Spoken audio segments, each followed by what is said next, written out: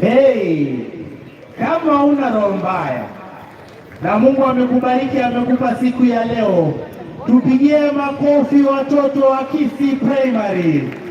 Asante. Ni vile ni watoto wa mtaani, ni watoto wa town, yaani wale watoto wanaishi town, ndio maana umeona mwalimu huyo, msichana huyo, hao wako na college kweli. Tunawatakia kila la heri, asanteni sana. Sasa mbele yetu wageni wetu, shule yetu ya upili ya wasichana, shule yetu ya Nyanchwa Girls High School, wakati ni wenu. Mnatusumbua sana pale YouTube.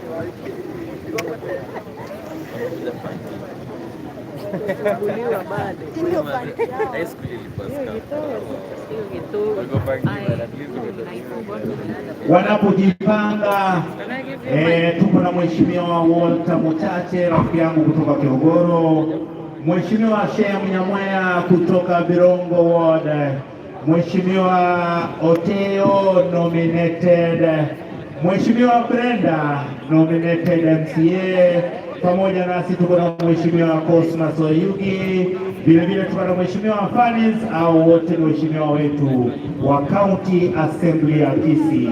Jisikie mko nyumbani.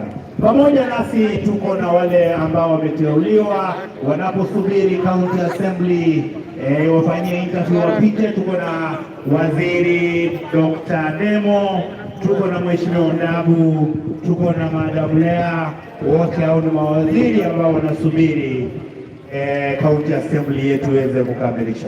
Mbele yetu sasa Nyanchwa Girls. Vile vile naomba Omari tafadhali chukua listi ya wageni wote ili uweze kuwatambua kwa heshima. Asante.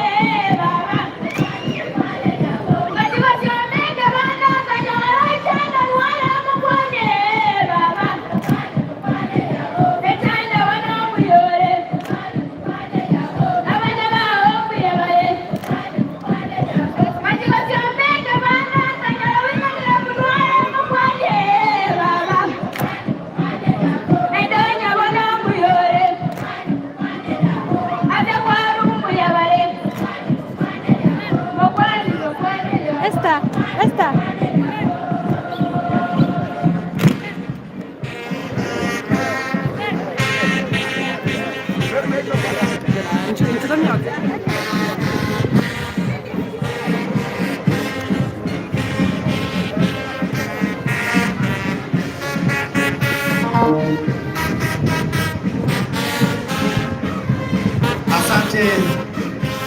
Tafadhali tutoke kwa uwanja tunapokaribisha askari wetu. Tafadhali kidogo wote, naomba tukilie uwanja tunapokaribisha askari wetu. Wakiongeza na bendi ya prisons na kukaribisha nyuma aweze kuendelea.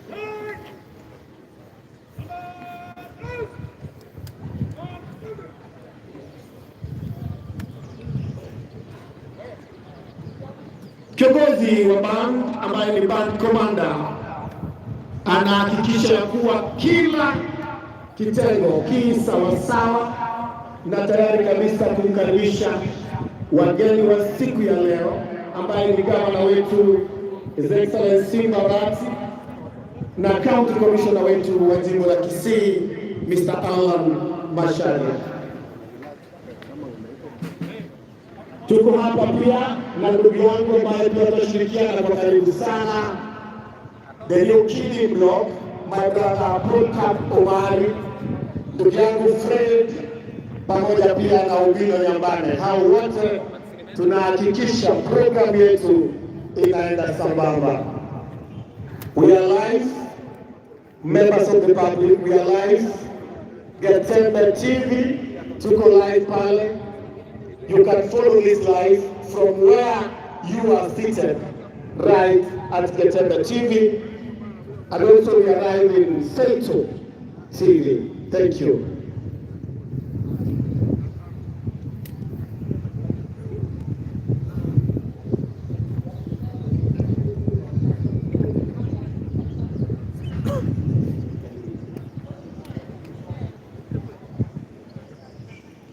Asante. Anaposema hivyo, viongozi wa tango wote, tafadhali naomba mje hapa tuwasiliane.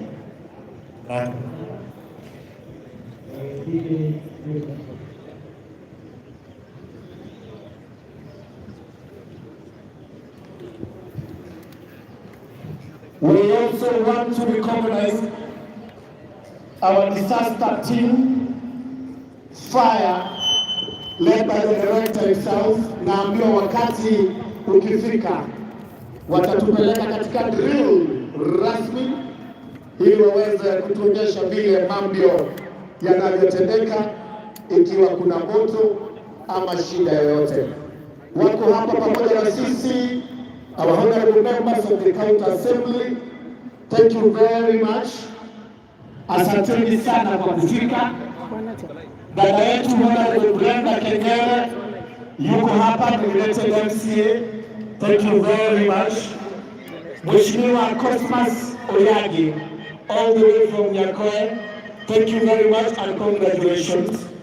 Honorable Daniel Ondagu yuko hapa, ni nominated CEC for administration, amefika hapa. Yuko hapa Dr. Fred Alfred Nemo ambaye ni nominee wa CEC. Yuko hapa Honorable Concepta Labera, mheshimiwa wetu ambaye ni nominated. Yuko hapa pia Mheshimiwa Fanis Mura, nominated member of the County Assembly of Gusii. Yuko hapa pia na sisi Mheshimiwa, looking very sharp all the way from Kiogoro Ward, Mheshimiwa Rosa Ombare Mochache. Pamoja na sisi pia we recognize Honorable Shem Yamwea from Virongo Ward. God bless you and thank you all for coming. We want to appreciate you. Asanteni sana viongozi wetu wa dini mbalimbali. Namwona Sheikh Ibrahim Nur wa Jamia Mosque yuko hapa. Namwona pia Bishop wetu wa PAG from Nyakoe, Bishop Mogita yuko hapa. Naona pia viongozi wengine wa kanisa ambao wako pale. Asanteni sana na asante kwa maombi yenu mnaoyafanya kila wakati kuhakikisha kuwa nchi yetu ya Kenya inazidi kunawili. Pia pamoja na sisi ni County Chaplain, Mr. Okino Pastor. Thank you very much for making sure that you are near the religious leaders. Nyinyi pia ni mashujaa kwa maombi na sisi hapa ma MC ni mashujaa. Nimkaribishe ndugu yangu. Thank you very much.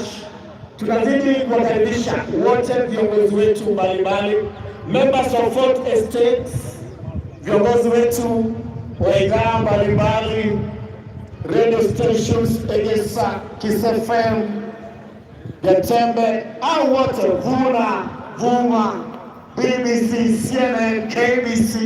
Thank you very much for coming. My all-time photographer, Olga. Wametusahau, tuko hapa pia. Cyprian. Thank you. Wana Cyprian mmewakilishwa hapa bana. My brother, donned in a wonderful uniform. Kibrod, thank you very, very, very much. And for the good job you guys are doing. Anytime from now, tutapata wageni wetu wa heshima wakiingia ugani, na mtaomba vile ilivyo desturi tuweze kusimama kwa ndugu yangu Fred ili tuweze kupata entertainment. Twende huko mbele. Ningependa sasa tunaposubiri Wana Cyprian, hi, how are you? Ombiro and your group, tafadhali 1 minute. Kwaya zetu zote zimefika. Tuko tayari kabisa. Wageni wanapokuja mtapewa ratiba. Vile vile wale ambao tumepewa ratiba kutumbuiza wageni rasmi, tutakuwa na haraka sana kama dakika mbili hivi. Kwa hivyo ndugu zangu, mtakuwa radhi nasi kwa sababu ndugu zangu ni nawaona I want to see you extra ready kwa sababu lazima tuende kulingana na ratiba ya siku ya leo. Kumbuka ni siku ya Mashujaa, ni siku ya kusherekea wananchi ambao wamefanya Kenya kuwa Kenya, na vile vile ni kutoka upande wote, michezo kama kina Nairobi, kina Motego, kina Msika. Vile vile kwenye riadha kuna Mashujaa, Mzee Zakaya Nyamao, the gold medalist, the first gold in Africa, the first gold in Kenya. Shujaa wa mazingira, mzee wangu nimemwona hapo, wote tunawakaribisha. Vile nampea Obino, tumpe dakika 2 kisha nimlete Obino.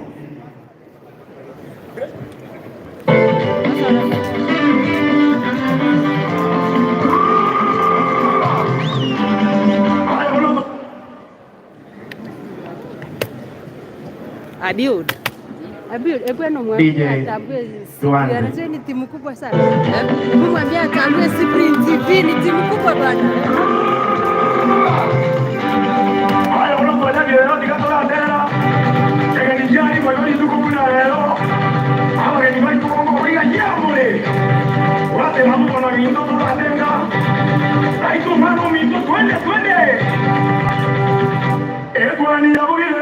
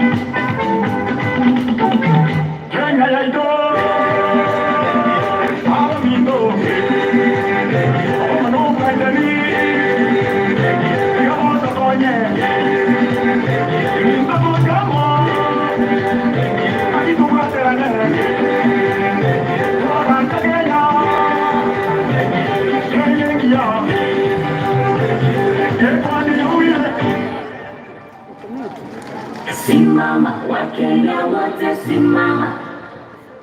Simama, wewe shujaa, simama.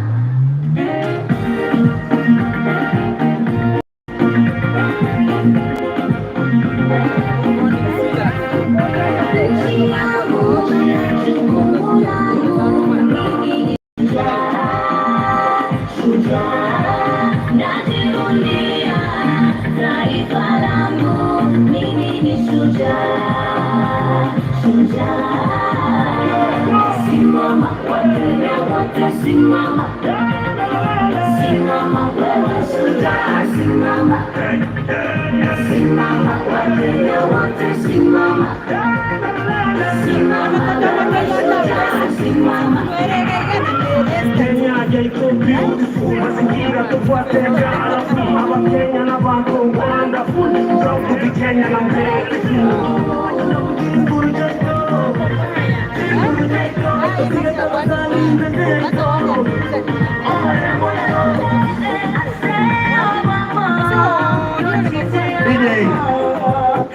Vile vile nimeona kijana Mominya, tafadhali Mominya ndio hapa, kisha DJ Mambo uwe nyuma yake sasa. Asante sana kaka Fred. Tunaposalia kwenye sherehe za kusherehekea siku ya Mashujaa, basi ikiwa ni makala ya 59 ya kusherehekea siku hii ya leo, tunawatambua wageni ambao wanazidi kuingia. Msanii Mominya anapokuja mbele kuweza kutuwakilisha kwa njia ya nyimbo ya utamaduni. Kisii Diocese imewakilishwa na Father Constantine Mandere kutoka Kisii Cathedral. Father Charles Amwata naye anatoka Kisii Cathedral, na vile vile tuko na Pastor Ukindo kutoka Kisii County Chaplain. Tunashukuru zaidi.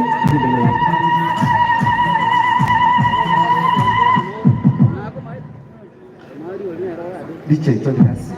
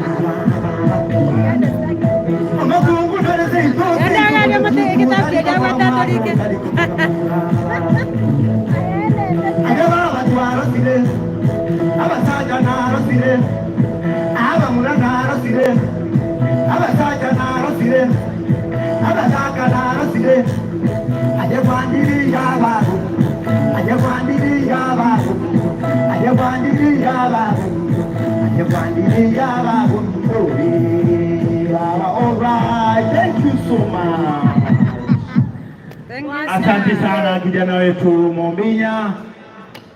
Tunashukuru sana. J Mambo, kijana wetu ambaye ameimba wimbo Simba Netaya. Sasa leo tunampa nafasi tena aweze kuingia atutumbuize kidogo. Pamoja nasi wageni wote ambao wamefika, the security side of it, wote wamefika. Naomba waweze kutambuliwa vizuri. Tabo wote tafadhali, vile vile naomba muwe tayari kabisa. Captain Geoffrey, naomba ukuje hapa mahali tunatangazia. Tumkaribishe J Mambo aweze tutumbuiza kidogo. Simba Netaya, Simba Netaya. DJ, twende kazi.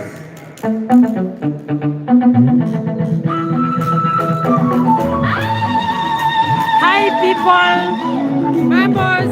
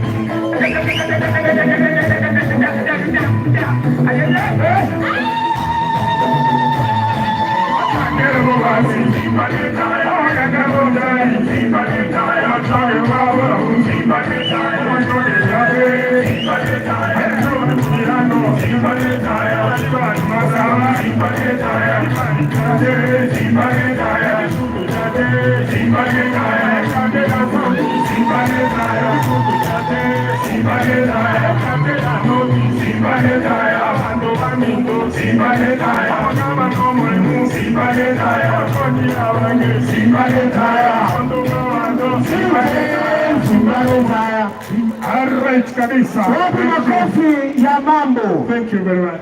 Mambo is 500,000 richer. Courtesy of that creativity, nice composition from His Excellency the Governor. Unaisema. Wacha tujue ndo atugawie. Sijui kama bado tuko na nafasi, nafasi ipo Maono B lakini group. Tukiangalia wote pale upande ule mwingine, ishara zaonyesha kuwa wageni wetu wa heshima wako karibu kuingia, na nitaomba kwa karibu sana my brother Fred, tuwasiliane kwa karibu sana na viongozi wetu wa band kuu. Wako tayari? Kama wako tayari, tafadhali tuwape nafasi. Haya, tupe Maono dakika moja tu. Maono dakika moja. 1 minute Maono.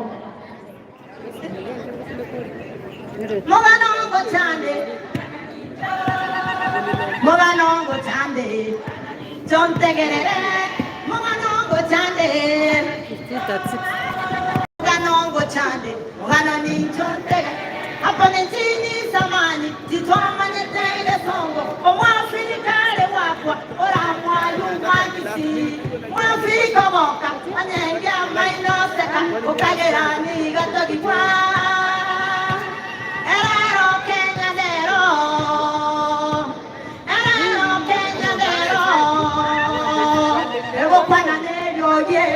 Musongo tawa itiro, ero soba mejeta, neti nyoro chaya, unekero boke nyange, nenda sarama, kweli wakoroni, nenda sarama, kweli wakoroni, sarama, kweli wakoroni, nenda sarama, kweli wakoroni, walienda sarama, onombu yatole walienda sarama.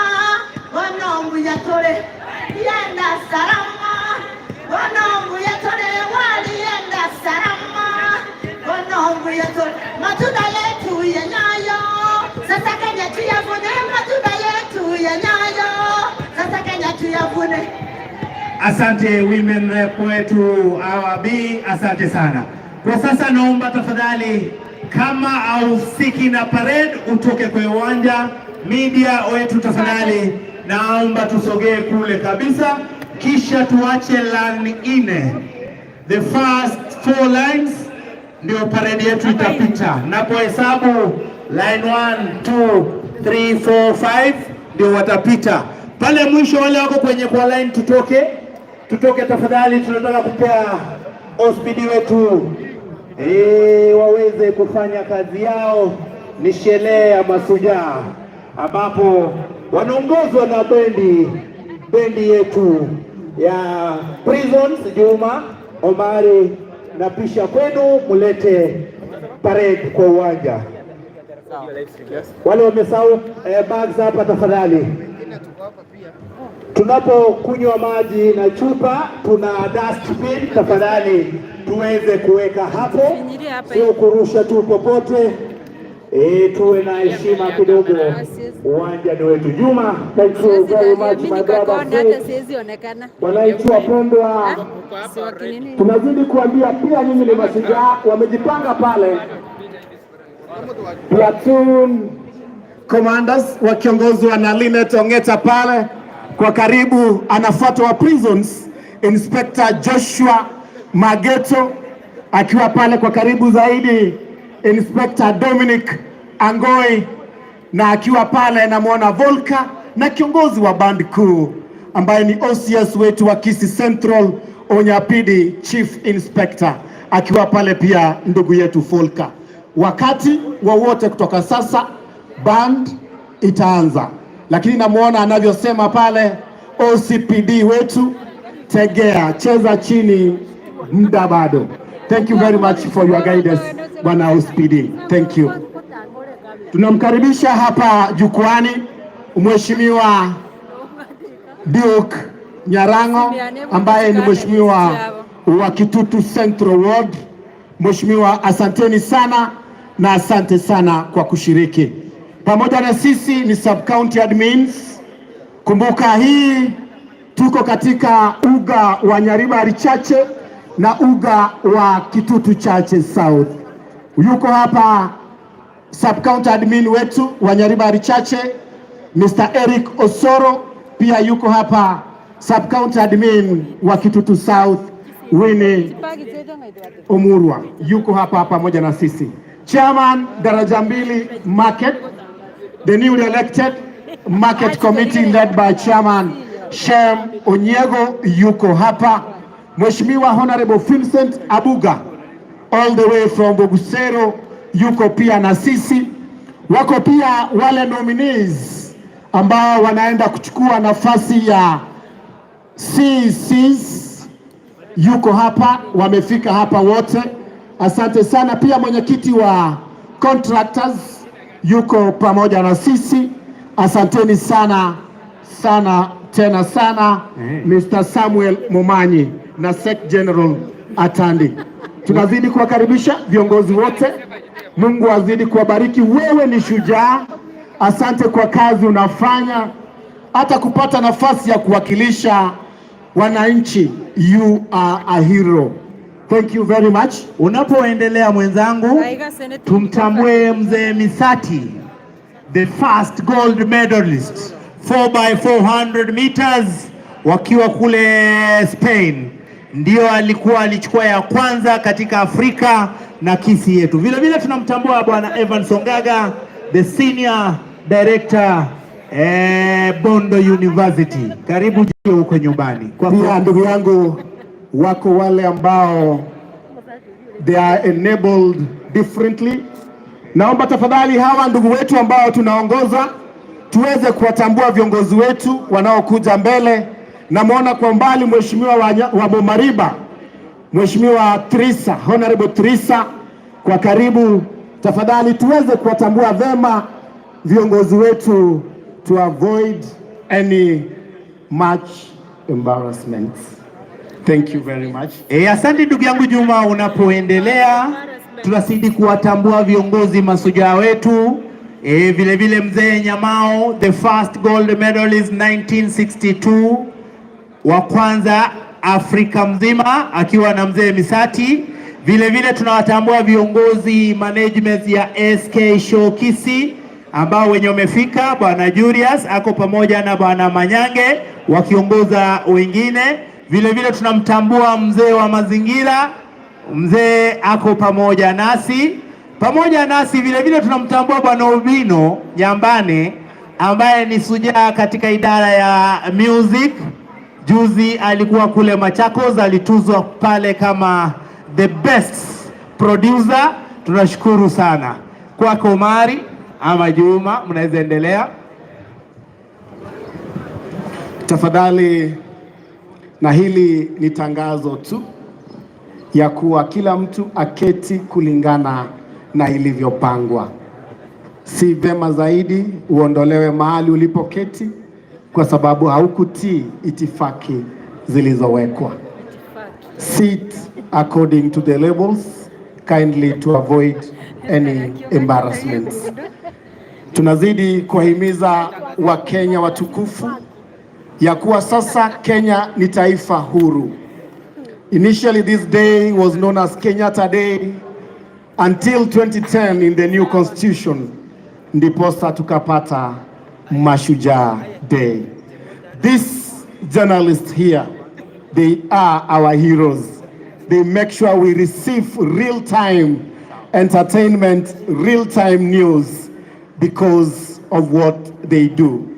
In as much as you think heroes ni wale ambao wamefunga bao, wewe pia kudumisha amani, you are indeed a hero.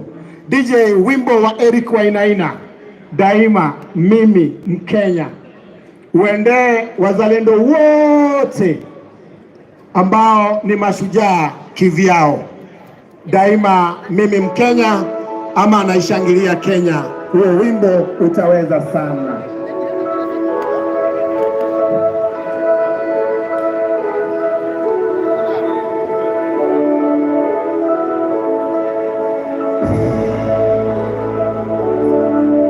Vile vile naomba wananchi wapendwa wetu wa Gusii, wale tumekaa G1, G2 na G3, ningependa tuende saidi ingine, kisha wale wanakuja baadaye watajaza hii ya G1, 2 na 3.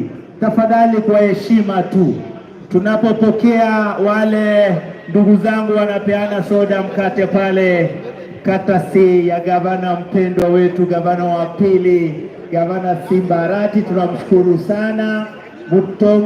Msogee. Asanti sana tafadhali. Ningekuwa na uwezo ningekuja niwasalamie nyinyi nyote kwa kunisikiza na kwa kunipenda. Tafadhali tuende tuchaze hizi zingine za mwisho. Wale vijana wangu, vijana wetu wanaopeana soda na mkate, tunawashukuru sana. Nyinyi ni watu wa roho safi, mnapeana lakini hamkuli, mtakula baadaye. Tunawashukuru. Wote tujaze kule. Ndugu yangu Fred, yes. Na nafasi. Yeah. Tuko na watumbuizaji wengi sana. Yeah. Ningependa umpe Sagero dakika 3. Tumpe Sagero dakika 3 ama yeyote anayefaa kwa sasa. Tuko kama tunaruhusiwa kuingia katikati, tukingoja signal kutoka OSPD wetu. Tunaweza tumbuiza na huku lakini si uwanjani. Thank you very much. Sasa nipende nimuite Sagera hapo wapi? Sagera akuje hapa. Ng'ombe mengi vile vile, yeye ni shujaa. Nilimpea usujaa. Asante sana. Baada ya yeye kunihimbia. Ndugu yangu Kureti, yes. Ukiendelea kwa pande ya Sagero, kuja huku Sagero usikanyage uwanja. Ukiendelea kwa pande ya Sagero. Tafadhali wageni waheshimiwa, tuko na nyumba za kujisaidia, ile ya kufungua kwa lugha ya Kiingereza wanasema restrooms ama washing rooms. What? Washing rooms. Washing nyama wash. Yote hiyo ukisema washrooms, yes. Hiyo. Tuko na pande ile ndio hizo. Wale wananchi wa kawaida. Pande ile pia ndio zile. Samaki za VIP siko hapa chini, VIP zile samaki za kuflash. Na VIP ni nani hao? Watu wa nyumbani, kuna msitu pale, na ukiona inatingika uchue mtu wako huko ungoje amalize. Na hiyo msitu ni kuharibu mazingira. Unataka na kukamatwa. Thank you. Sijui hospitali yako wapi. Unataka kuharibu mazingira? Asante ndugu yangu MC mwenzangu Omari. Sasa Sagero, sitaki ile ya kutumuiza wageni, ulete ingine kwanza. Umeweka? Umewenda? Na hii nani alikuambia ibe kutoka kwangu? Nani alikuambia? Mimi ndio nilikupea Shujaa. Wacha tumkaribishe kama MC Juma. Una habari yoyote? Tunaweza kukaribisha Sagero kidogo. 1 minute tafadhali. Elijah Umanga, umugako ulie Shujaa. Elijah Umanga, tafadhali unione briefly. Na mwingine kukunga Nyamasege, unione tafadhali. Njoo hapa jukwani. Mugaka Elijah Umanga kurukenyenya no mwingine Nyamasege kurualia Sameta. Tora na kego asidagikeye. Bia mama sana. Thank you Fred. Sagero, nafasi ni yako. Vile vile kumbuka the earlier MP wa Nyaribari Chache na sikia yako Diani anakuja pia, amesema Mheshimiwa Sahil Janda. Vile vile tuko na Mheshimiwa Kibageni, women rep wetu, county MP wetu Madam Donya anakuwa nasi. Vile vile Mheshimiwa the super senator Richard Momoima, wote watakuwa hapa. Sasa tumkaribishe Sagero Ng'ombe Nengima. Thank you. Abantu bamintu ba Gusii County saluting goiga sengeje tekota sobo our excellency Simba Arati. Moinaria tigango ndara moinaria. Thank you. Aya DJ.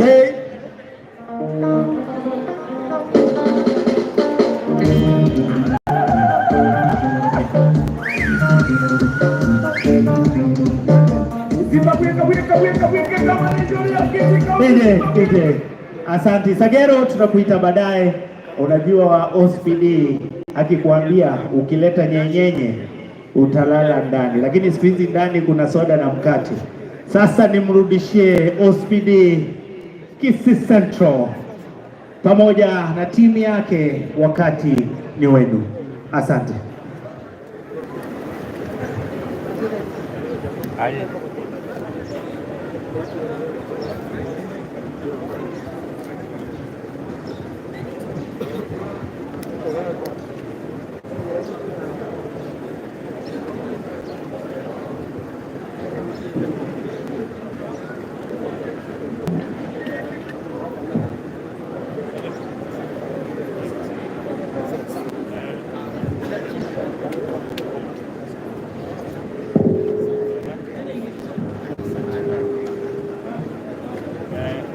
Ukiona hivyo, anytime from now, our chief guests, led by our governor of Gusii, Excellence Simba Paul Arati, pamoja na our county commissioner, Mr. Alan Mashari, watapata nafasi ya kuingia jukwani anytime.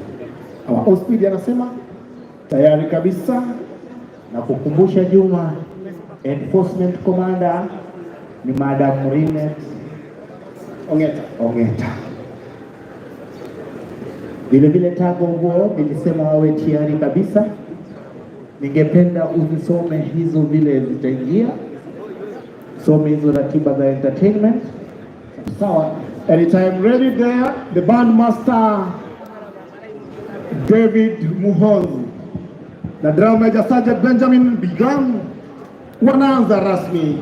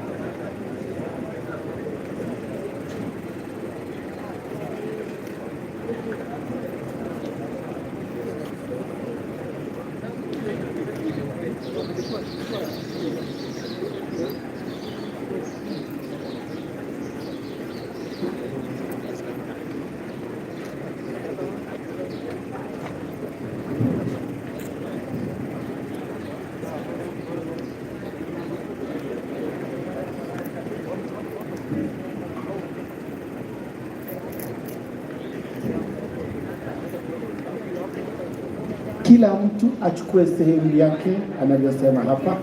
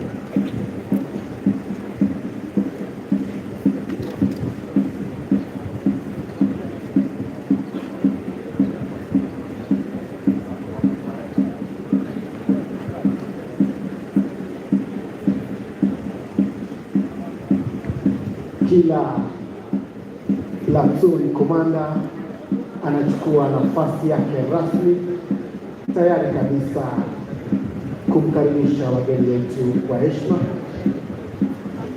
jinsi walivyojipanga na jinsi walivyojiandaa. Congratulations, uniformed officers, for the good work you are doing. You are our heroes and we celebrate you.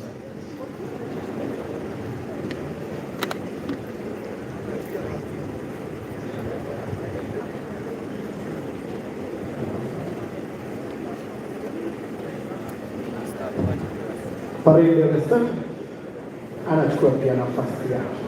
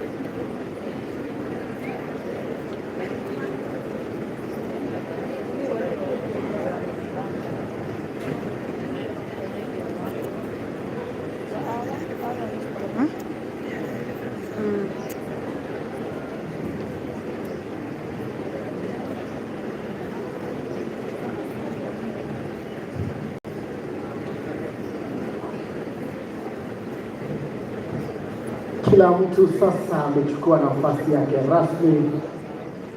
Upande wangu wa kushoto akiwa amesimama pale Deputy OCS Inspector Volka kuongoza platoon hiyo, akiwa anafuatwa pale kwa karibu sana na AP Administration Police Inspector Joshua, Inspector Dominic Angoe yuko pale pia wa prisons akisimama pale tayari kabisa kwa kazi rasmi.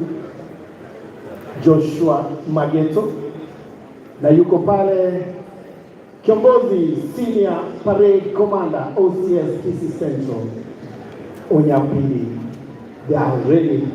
Pale enforcement officers yuko dada wetu mpendwa Linet Ongeta, na St. John's dada yetu pia yuko pale na amechukua nafasi yake tayari kabisa kuwakaribisha wageni wakuu wa siku ya leo.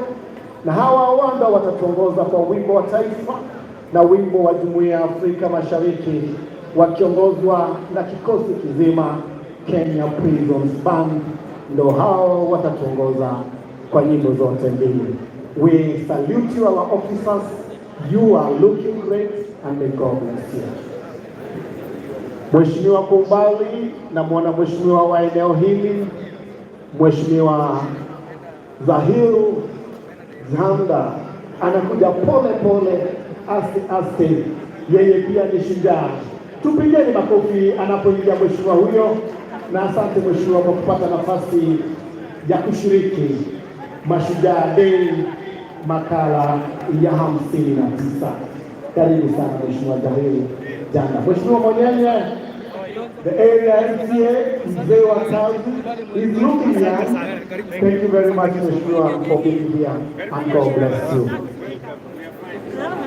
Wakati wowote kutoka sasa, wale ambao tumesimama kwenye line, unless you have a special assignment, tafadhali tuondoke, tuwaache tu wanasahabari the fourth estate wapate nafasi yao. Anytime from now, wageni wa heshima wanapoingia, mtaomba wote ukumbini tuweze kusimama kwa heshima. Na wale ndugu zangu tunaopeana soda na mkate, wageni wa heshima wakiingia, mtasimamisha kwa dakika chache. Tuzidi kujaza ukumbi huu, G13, G12, G11, tuzidi kujaza ukumbi huu. Ishara zaonyesha wageni wetu wa heshima wanaingia jukwani. Ishara zote hizo, wageni wetu wanaingia jukwani na mnahimizwa. Asante. Gusii SDA kwaya uwe tayari kabisa. Vile vile tuko na Mashujaa group kwaya tuwe tayari, ule mtoto princess awe tayari, Ombiro uwe tayari, Gusii primary tuwe tayari kabisa, Nyanchwa girls, Sagero tutamalizia na Tago Guo. Hao wote nimetaja watatushughulikia wakati wa kuimba. Tunapomaliza mambo ya parade na maombi, tunapoingia burudani, tuwe tayari tusaidiane. Asante ndugu.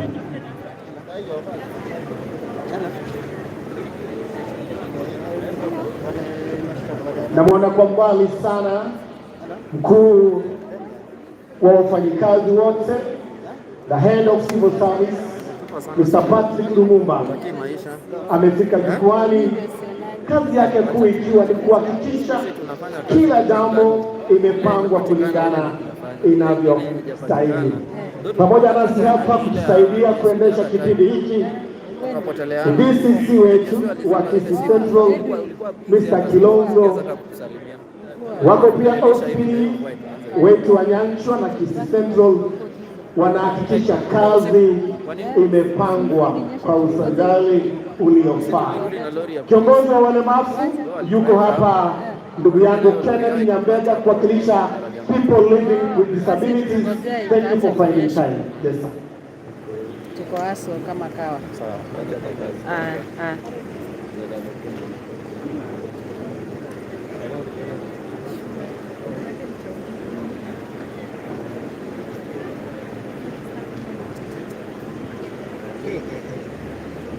ana kiu mbaya.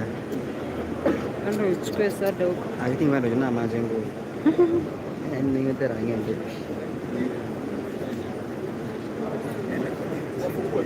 Namwona pia tunashirikiana kwa karibu sana na DCC wetu wa Kitutu Central. Kumbuka hii ni combination ya Nyaribari Chache na Kitutu Chache South. Makala haya 59 yanafanyika katika sub-county hizo mbili za Kitutu Chache South na Kitutu na Nyaribari Chache.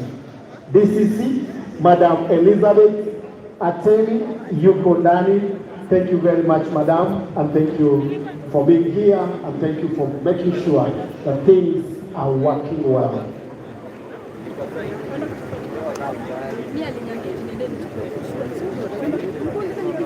Namwona Kumbali, nominee wa Sports and Culture, CEC to be Eric Miyenda.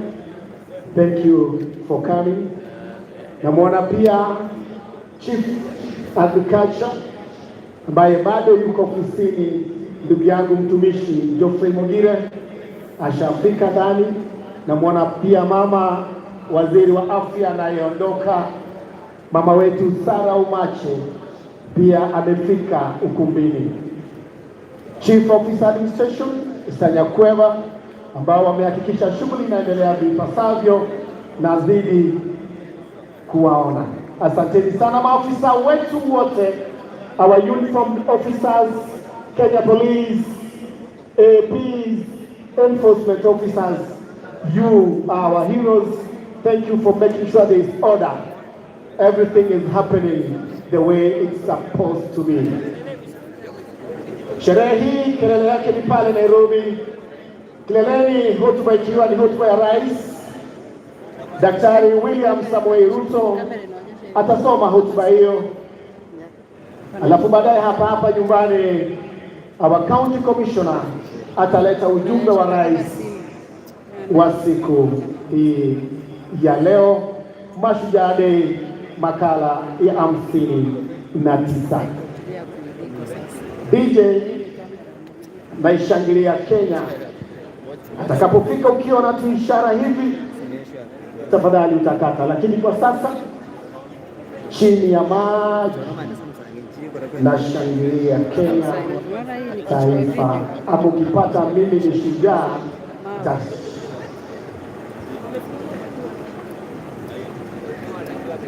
Kwa umbali mbiu ya uongozi nalia. Naomba tafadhali wale ambao tumesimama hapa tupate nafasi ya kuketi. Sitatarajia watu wengi ambao hawana kazi kuwa katika kamera. Tuwe wachache, tupeane nafasi. Taomba tafadhali wageni wa heshima watakapoingia, sisi wote ukumbini wa Gusii Stadium tuweze kusimama, tuwashangilie kwa shangwe na nderemo, na tushangilie taifa letu tukufu, kwani sisi wote ni shujaa. Magari tafadhali, ukishafika hapo tafadhali tunarudi tuwape nafasi kikosi. Bandi yetu hapo ndio itakuwa exit. Tafadhali Fred waongoze hao madriver wetu mahali wanastahili kufanya the right parking.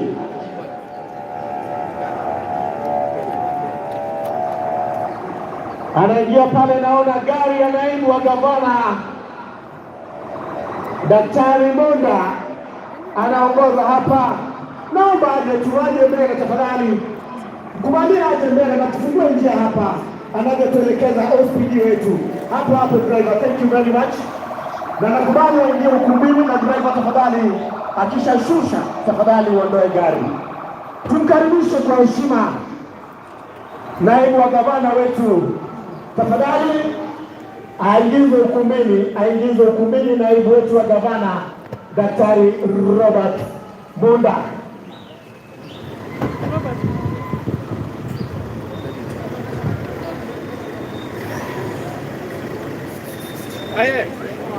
Tafadhali tusimame basi.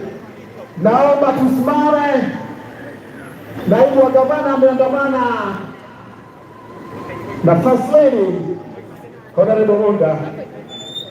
Seneta Onyonga pia anaingia jukwani. Tafadhali tuingie ukumbini, tusimame wote kwa heshima anapoingia gavana wetu, gavana wa jimbo letu la Gusii, Excellence Paul Simba Arati. Taomba tafadhali naibu wa gavana, Honorable Speaker, tuje tuketi, tupe nafasi gavana na county commissioner kukagua waridi iliyoandaliwa kwa heshima yao. Naomba tafadhali kikosi mlipe dakika moja wanapoketi au wageni.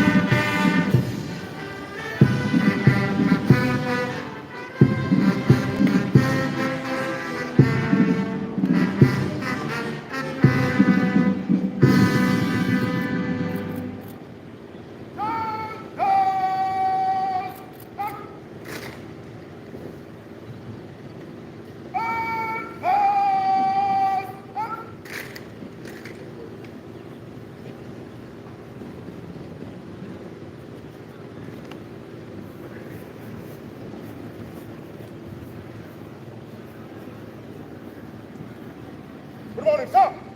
I have the permission to march off the parade in Dixon, sir.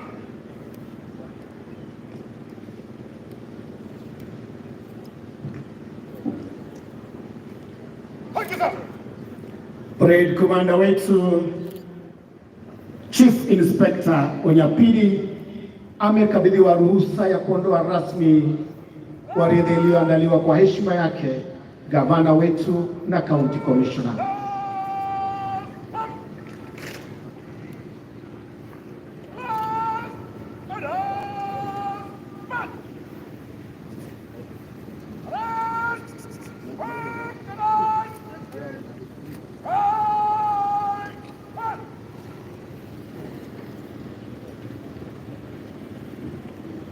Tubaki tukiwa tumesimama anapoingia jukwani gavana wetu Paul Simba Arati.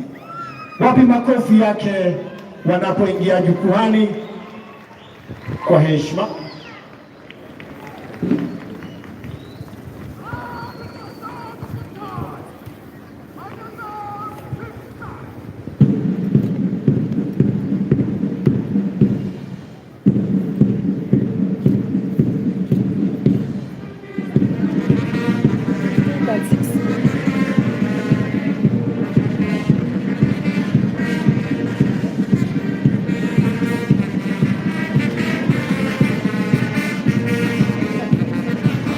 Naomba tafadhali Your Excellence County Commissioner mweze kuketi na wageni wote ukumbini tuketi tukingoja wanaongoza kikosi kizima band ya Prison Band kiongozwa pale na Director of Music Inspector of Prison Samson Oleitiku.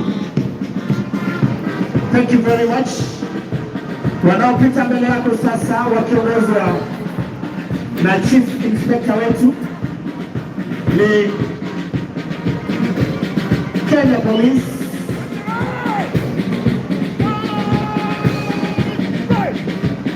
Tusimame tafadhali wote tena ukumbi mkuu wanapopita mbele hapa Karibu pale.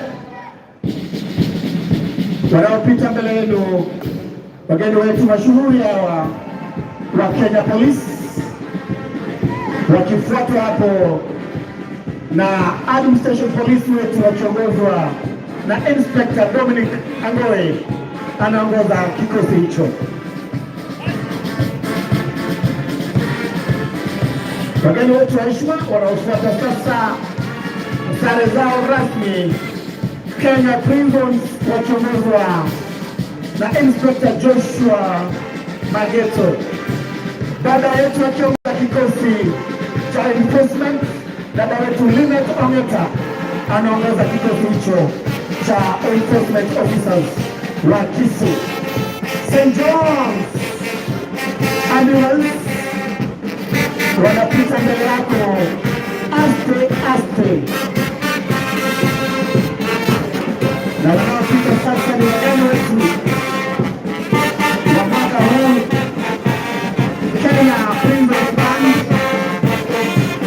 wakiongozwa na Samson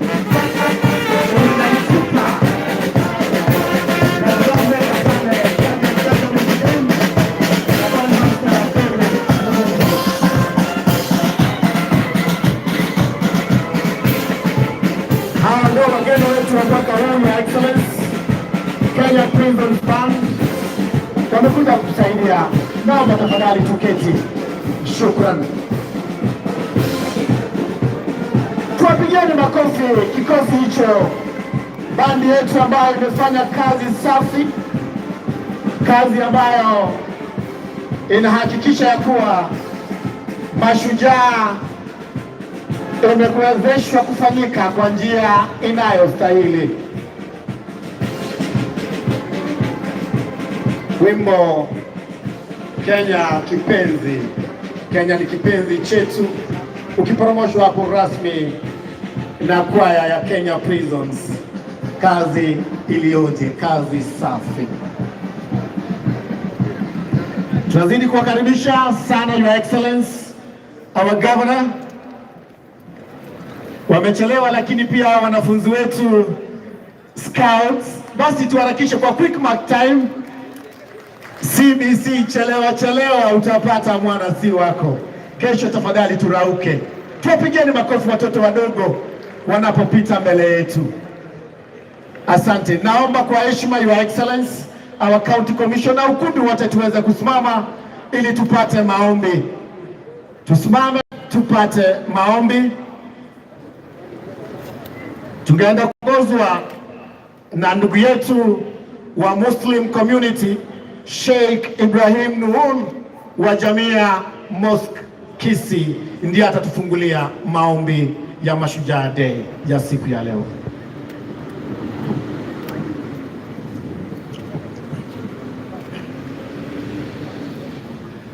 Bismillahirrahmanirrahim. Alhamdulillah والثناء لله والصلاة والسلام على رسول الله. Ya Allah,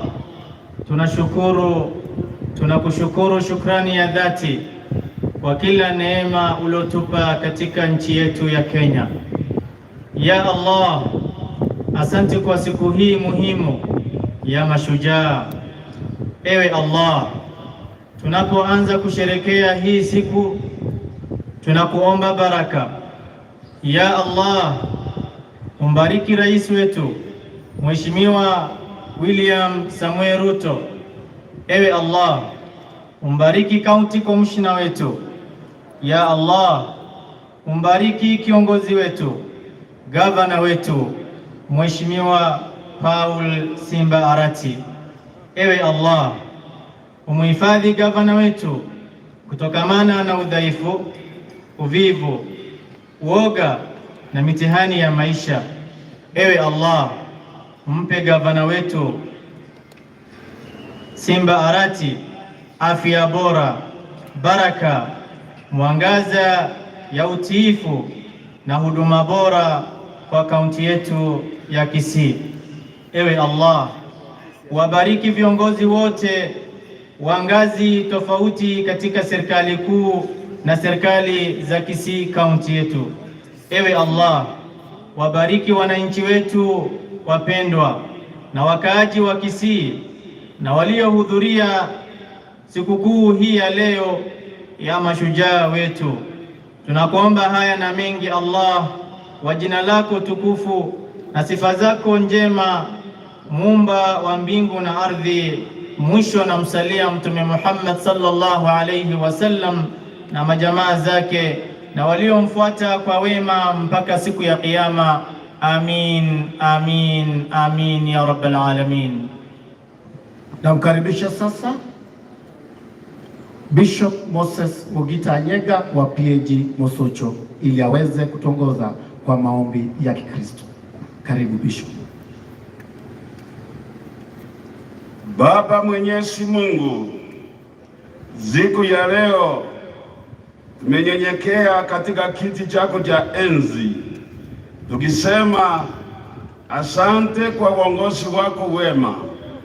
Asante kwa siku ya leo ambaye imekuwa siku ya kipekee, siku ambayo tunasherekea wa mashujaa wetu ambaye wameshalala na wale ambao wako hai. Bwana, tumesema asante kwa kazi zote ambao walifanya kwa ajili ya nchi yetu ya Kenya. Siku ya leo Jehova, tunaombea rais wetu ambaye ni Daktari William Samoei Ruto.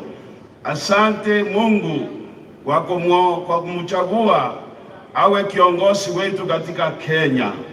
Asante Jehova ambaye wewe ni Mungu, uliona ni vizuri Jehova utuletee kiongozi shujaa ambaye ni gavana wetu Simba Arati. Asante kwa seneta ambaye ni Mumaima. Asante kwa county commissioner. Asante kwa viongozi wengine wote. Bwana, siku ya leo tunakuinua, tunakusifu kwa sababu ya serikali yetu ya Kenya. Bwana, tunaomba upendo. Bwana, tunaomba baraka.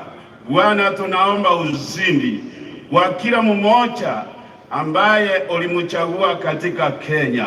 Utusaidie Bwana, gavana wetu vile ulimchagua kwa kuanza kazi katika Gusii. Bwana, umsaidie mahali popote anatembea usiku na mchana, na Bwana utusaidie. Ni katika jina la Yesu aliyekombozi wetu. Asante, naomba tafadhali tuweze kuketi. Your Excellency, our Governor of Gusii County, Excellence Paul Simba Arati, Your Excellency, the First Lady of Gusii County, Madam May Arati, our County Commissioner of Gusii County, Mr. Alan Mashari, our Deputy Governor, Excellence Daktari Monda, Honorable Madam Joyce, our County Senator, Honorable Richard Momoima Onyonka, Mheshimiwa wa eneo hili, Honorable Zahil Janga, Honorable Speaker of the County Assembly of Gusii, Dr. Philip Nyanumba, our area MCA, Mheshimiwa Wilfred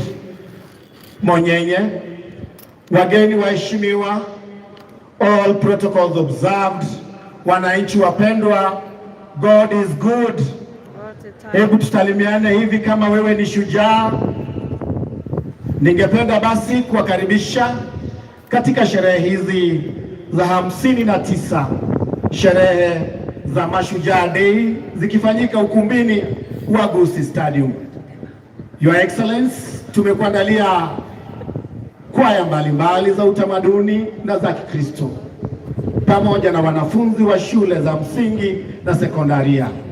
Ningependa nafasi hii nimkaribishe ambaye tunashirikiana naye pale chini akiwa ni ndugu yangu Fred, na hapa juu wa karibu zaidi nami ndugu yangu Paul Omari aweze kukuletea sehemu hiyo ya matumbuizo. Karibu. Asante sana, Your Excellency the Governor, Gusii County, Honorable Paul Simba, Your Excellency the Deputy Governor, County Commissioner, Speaker, County Assembly, Dr. Philip Nyanumba, Your Excellency the First Lady, and also Senator Richard Momoimonyoka. Karibuni sana. Itifaki zote zinapofuatwa, tunashukuru. We move now to the session of entertainment, and before you, Your Excellency, is the Gusii SDA Choir going to give us one piece as we move on. Tafadhali tuharakishe kidogo, tunaomba kwaya hiyo iweze kuanza kwa haraka mno.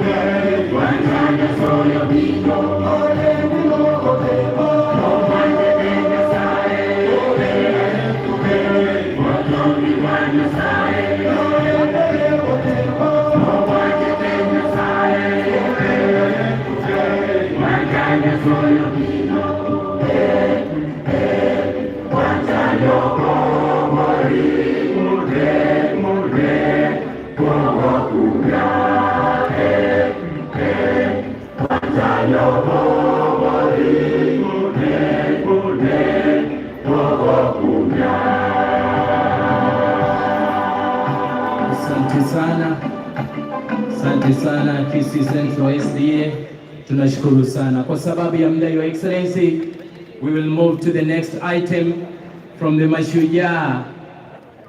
Being the day we are celebrating our heroes and heroines, the Mashujaas are here with their piece, which is traditional, and therefore ukiwaona Your Excellency, wengi ni wale ambao miaka imeenda kidogo, na tulipokuwa tunasoma tunajua kwamba mashujaa lazima akue ako na nywele ya movie kidogo. Kwa hivyo wale wengine ni mashujaa wadogo wanafundishwa. Karibuni. Thank you. Mwaka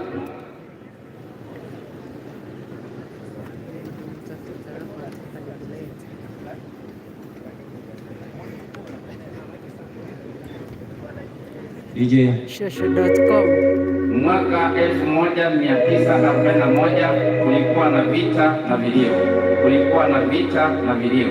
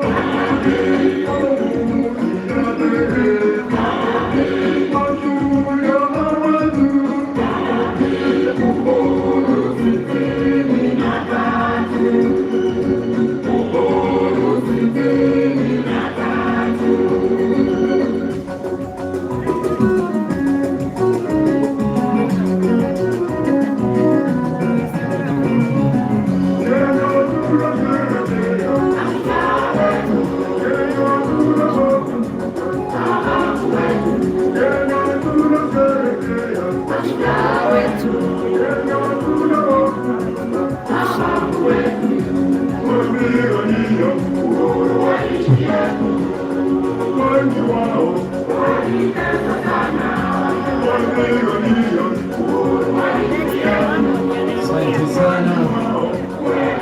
Asante sana Mashujaa. Asante sana Mashujaa. Thank you so much. Tunashukuru sana. Tupigie makofi tafadhali. Mashujaa hawa ambao wakongwe wetu ambao wametupa burudani. Your Excellency, tutasonga mbele tukienda pale kwa shule inayofahamika kama shule ya msingi ya Gusii Primary. Wale asante sana. Kuna mwanafunzi pale, yule mtoto wetu wameamua kumleta mwanzo. Sawa sana, karibu sana.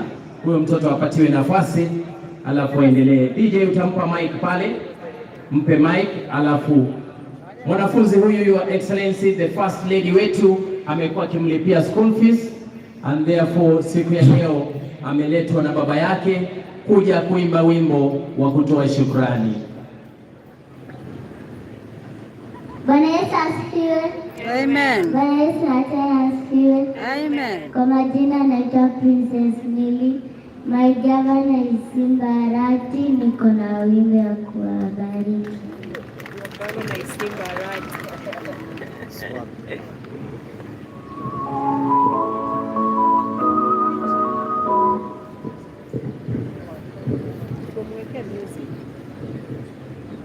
DJ tusaidie, kuna mtafaruku pale kidogo.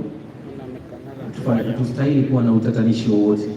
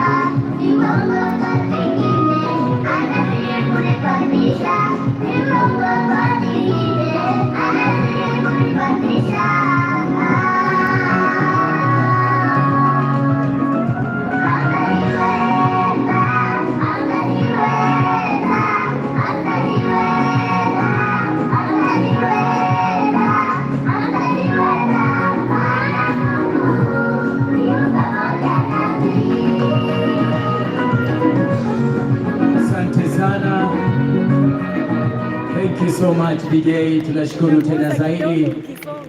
Mpe makofi mwanafunzi huyo wa shule, na tunaomba kwamba the first lady aendelee kumsponsor kwa mambo ya education. Thank you so much, Your Excellency. The next item on stage is our traditional dancer and entertainer, Ombiro. That is Ombiro. He is with his dancers there. And I know, Your Excellency, you are going to enjoy.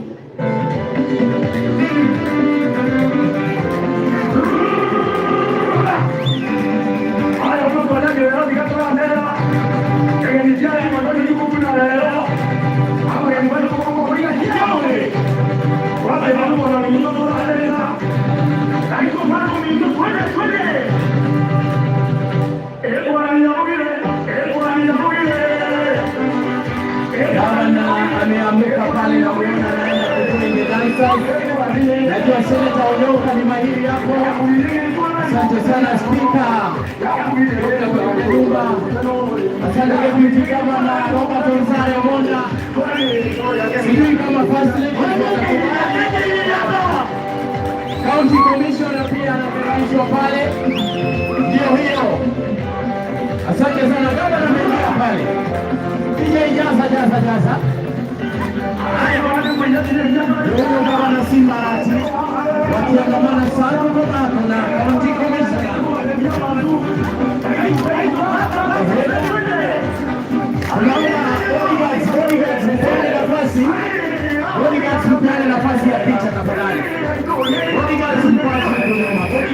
watu nyuma. Asante sana.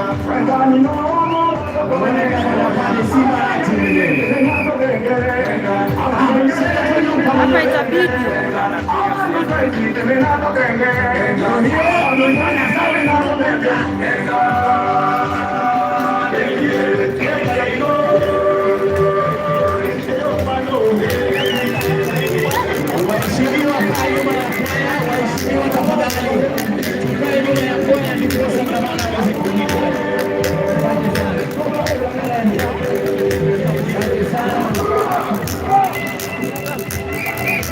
Gavana Simba amefurahia kabisa pale. Namuona Seneta Onyonka pia pale. Spika wa County Assembly Dr. Philip Nyamumba na waheshimiwa wengine. Thank you so much DJ. Wataendelea tu polepole. Asante sana. Kwa sababu ya muda, naomba gavana unisamehe.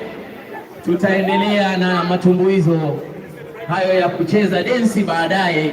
Kwa sasa tutatoa fursa ya wanafunzi wa Gusii Primary kuweza kutuonyesha ni nini wametuandalia siku ya leo.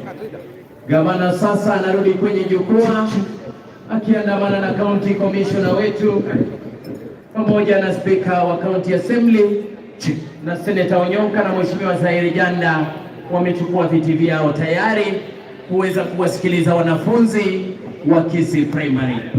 DJ, kama tuko tayari, let's take it up.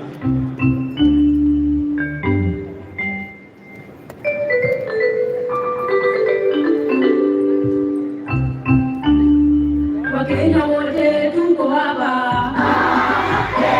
Tuko hapa kusherehekea. Tangu tulipopata uhuru. Tuko hapa kusherehekea. Simba wetu yuko hapa. Yuko hapa kusherehekea. Munda wetu yuko hapa. Yuko hapa kusherehekea. Commissioner yuko hapa. Yuko hapa kusherehekea. Wako hapa. Wako hapa kusherehekea.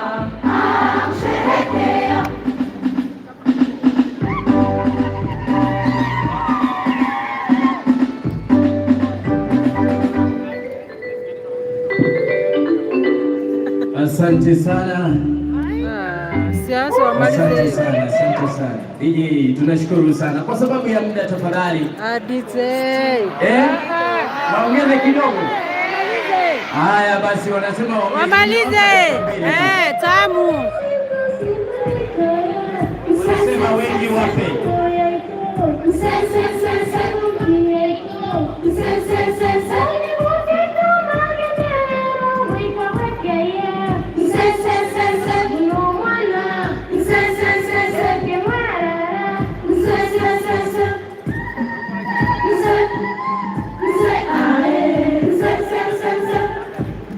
Thank you so much. Makofi tafadhali. Asante sana. Shukrani. DJ tafadhali, asante. Thank you so much for the nice and melodious voices. Your Excellency, the fourth, I think, item is from Nyanchua Secondary Girls. Wasichana hao wa shule ya upili wamejitayarisha pia kuweza kuleta matumbuizo yao. Tunashukuru tena zaidi kwa kuendelea kutuvumilia wageni waheshimiwa. Thank you. DJ, take it up.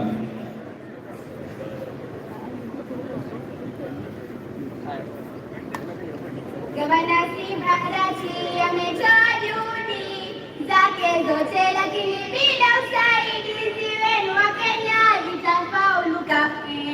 Simba ametoa juhudi zake zote, lakini bila usaidizi wenu Wakenya zitafaulu kamwe.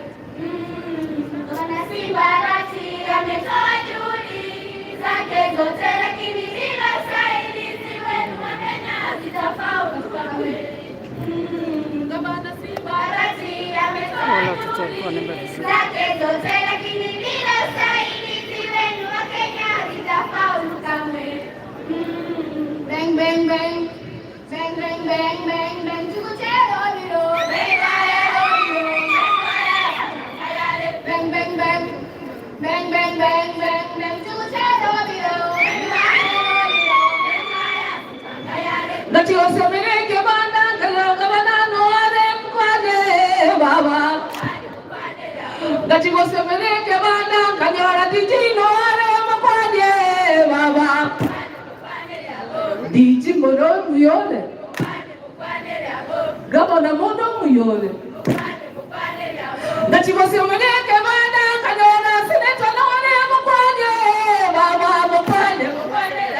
Nati osemeleke bana kanyara sineta no are mkwade baba mkwade mkwade. Sineta mono muyole.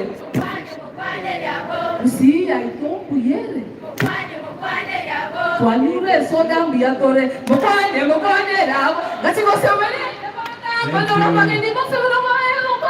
much. Makofi tafadhali kwa Nyanchwa Girls.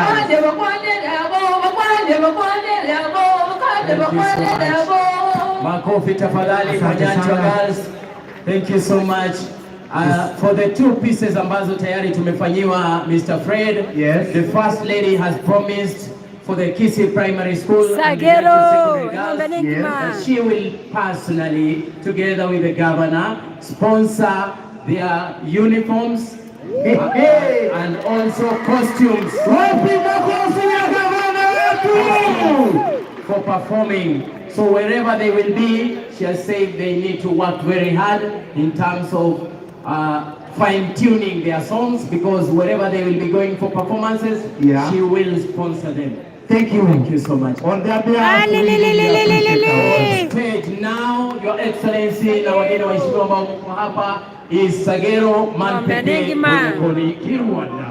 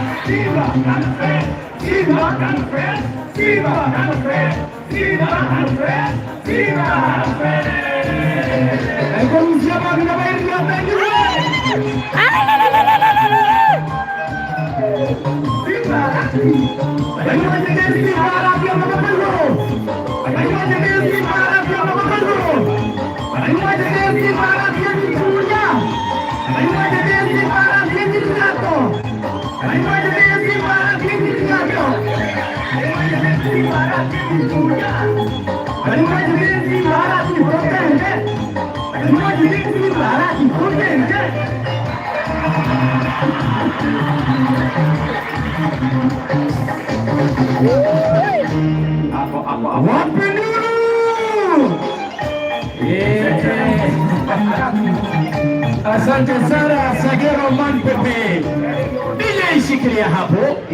Thank you so much. Your Excellency, Sagero anaweza washa moto hapa. That is a very, very enthusiastic performance. Nashukuru sana. Your Excellency, the next item and the last one kwa entertainment ni hii ya tag of war. Tag of war. Kwa hivyo wale wanafunzi ambao mko nyuma pale, akina mama, kwa heshima naomba mtatusamehe kwa leo kwa sababu ya muda. Tutawaita baada ya kumaliza tag of war. Tena tafadhali tuende mbele. Na wale mko kwa uwanja na haushughuliki na mambo ya kamera, tutoke kwa uwanja. Your Excellency the Governor, in front of you is the Gusii County Tag of War team, men and women. The Tag of War team women were 2019 were the East Africa champion ambayo ilikuwa kule Uganda, ndio waliwakilisha nchi yetu ya Kenya. This year they are preparing to go to Kisumu. The championship of Gikoska will be in Kisumu January next year. Your Excellency, this team comprises of 8 sites, whereby hizi timu zote mbili lazima awe na usani wa kilo 680. Upande mmoja 680, upande huu 680. Kocha wao Superintendent Mzee Manyara ambaye ni enforcement officer. Fred, yes. Thank you so much. Wacha waendelee tafadhali. Wale watoto tumearifiwa na gavana kwamba wapewe dakika 3. Okay. In fact gavana ameniambia ni adabu mbaya kufukuza watoto wake kutoka uwanjani. Naomba msamaha. Thank you. Haya, CS Lumumba amesema atalipa barua ya kuu. Tafadhali Fred waendelee. Haya. Now we are starting. Team A, hold the lock. Beba kamba. Team B, tubebe kamba. Center referee. Sawa. Are you ready? The other side, are you ready?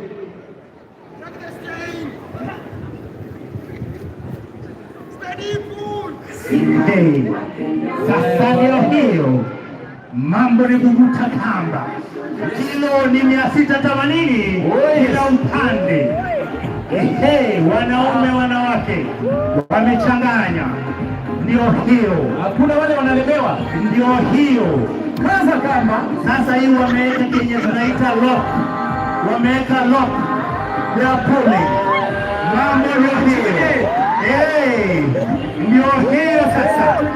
Walalala. Tuone nani amekula vizuri. Nani amekula vizuri. Nani amekula vizuri. Mambo ndio hiyo. Mambo ndio hiyo. Vivute sana ndio hiyo. Mambo ndio hiyo. Kilo ni 680 kila upande. Hakuna juu juu wala chini. Mambo ndio hiyo. The first round has been taken by Gusii. Huyo mama anakoti vizuri sana. Huyu mama unaona venye anawaelekeza. Anawaambia sasa furuka. Anawakoti vizuri. Wanafunzi tafadhali. Sijui lakini anawakoti poa. Vipi hao wanafunzi? Ni Kancho. Lakini mama anajua kwa wakati. Asante sana. Sasa inuka. Ende chini. Nipe hao wanafunzi waweze kuendelea wanapokunja ile kamba, kwa sababu hatutaendelea tena kwa sababu ya muda. Tafadhali tufungie hapo. Tag of war. Masani machache. Haya, kwa dakika moja basi watoto wanapojipanga wamebadilishana. Fred, twende basi. DJ wanakaza kamba pale. Naona refa pale. Refa pande zote mbili wamejikakamua. Huyo mama refa ni hatari sana huyo. Nimekwambia huyu mama anajua. Wanasema shikilia hapo.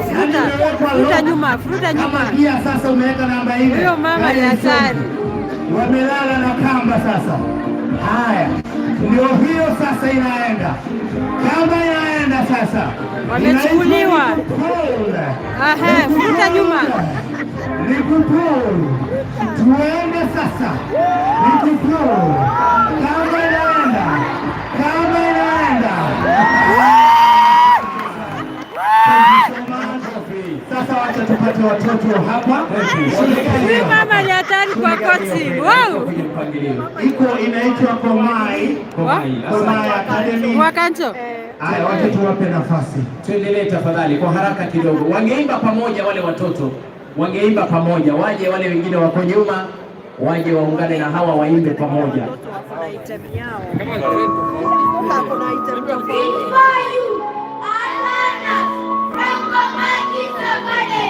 Ready to present you our fine and titled Unique Gusii Governor.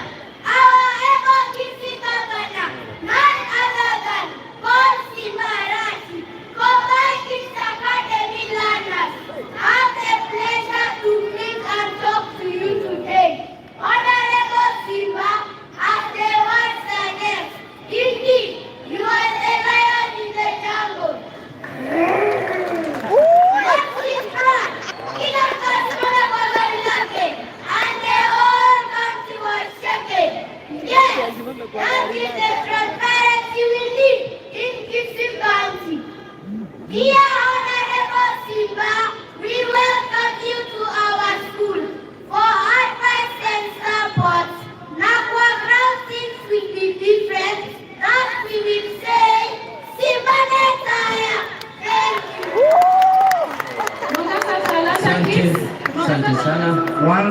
moja, uanze kuimba mara moja.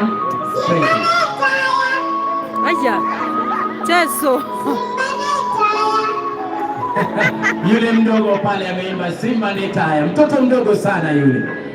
Asante sana Your Excellency. Kenya yetu twaipenda, Kenya yetu twaipenda, Kenya yetu twaipenda, sisi watoto wa Kenya. Kenya yetu twaipenda, Kenya yetu twaipenda, Kenya yetu twaipenda, sisi watoto wa Kenya. Anashika video hapo hizi.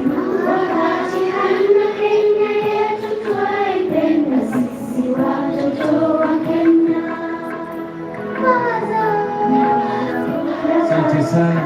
Naona waheshimiwa MCA wanaenda kuungana na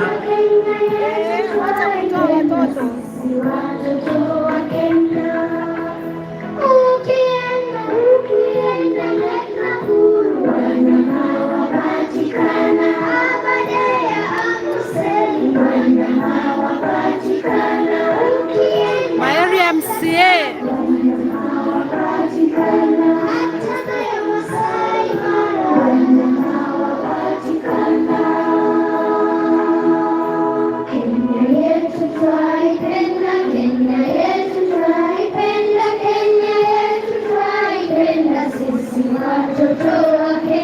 Honorable Moracha.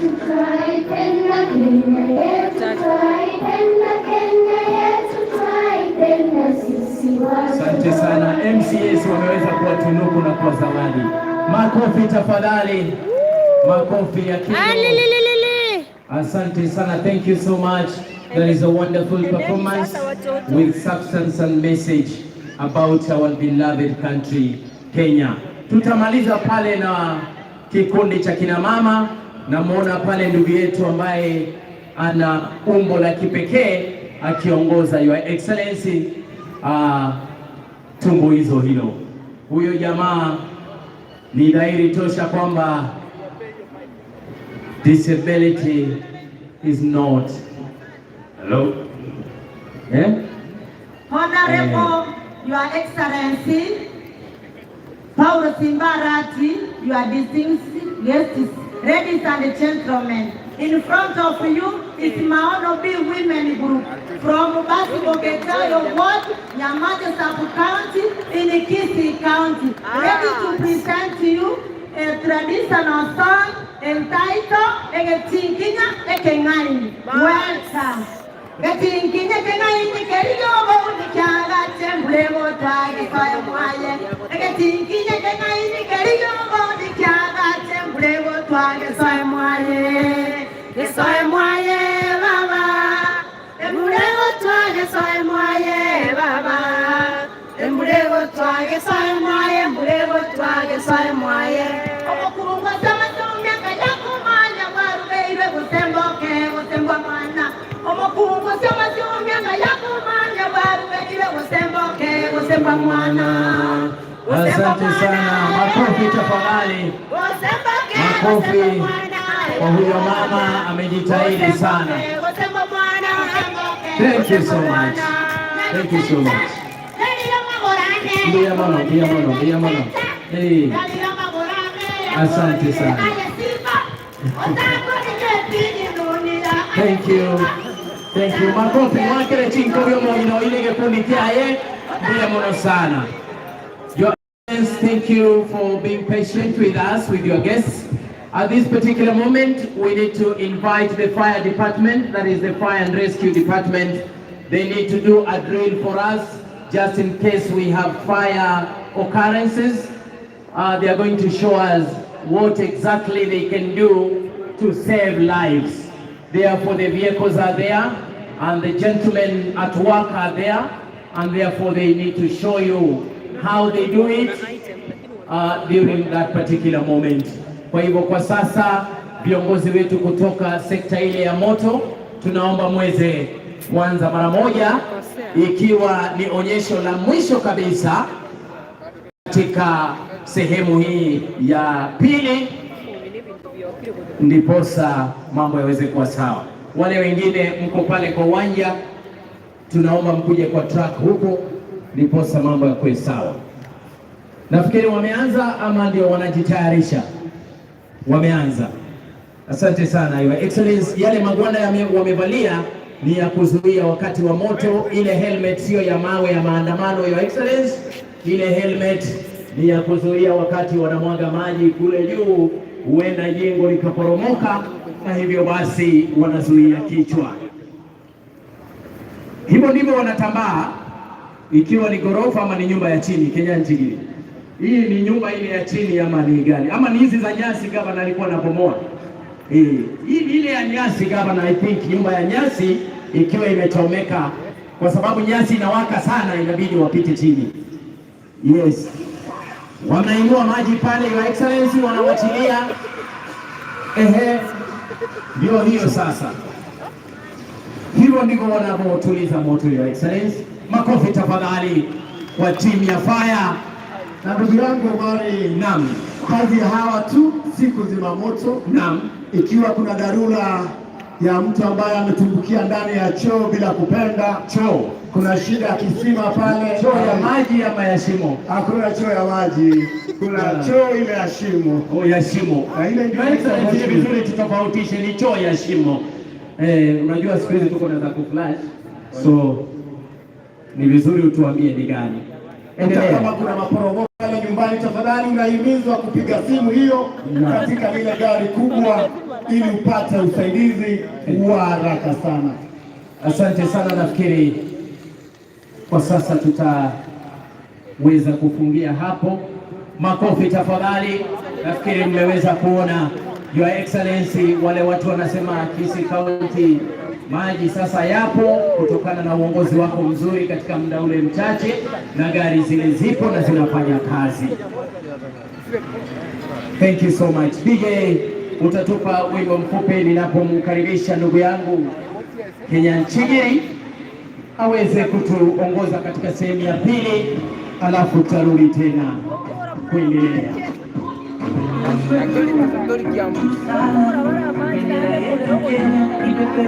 Thank you very much.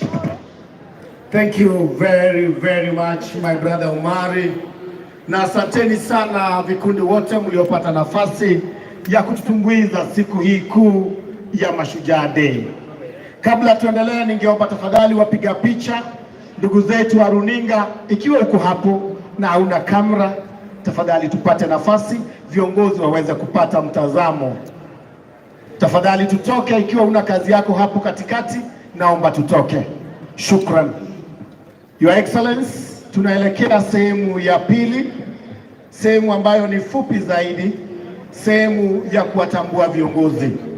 Na ningependa kuchukua nafasi hii kwa heshima yako Your Excellency, niweze kumkaribisha shujaa wa kike, mama yetu kutoka Sameta Bobasi Sub County, Mama Ann Nyamasege. Omongino hiyo Your Excellency was part of the team together with Morangiti Otenyo Nyamaterere, who were there to support the Kisii community. Mongina amangana berega elido isaransa sukabosio sukanaende biyamona. Thank you.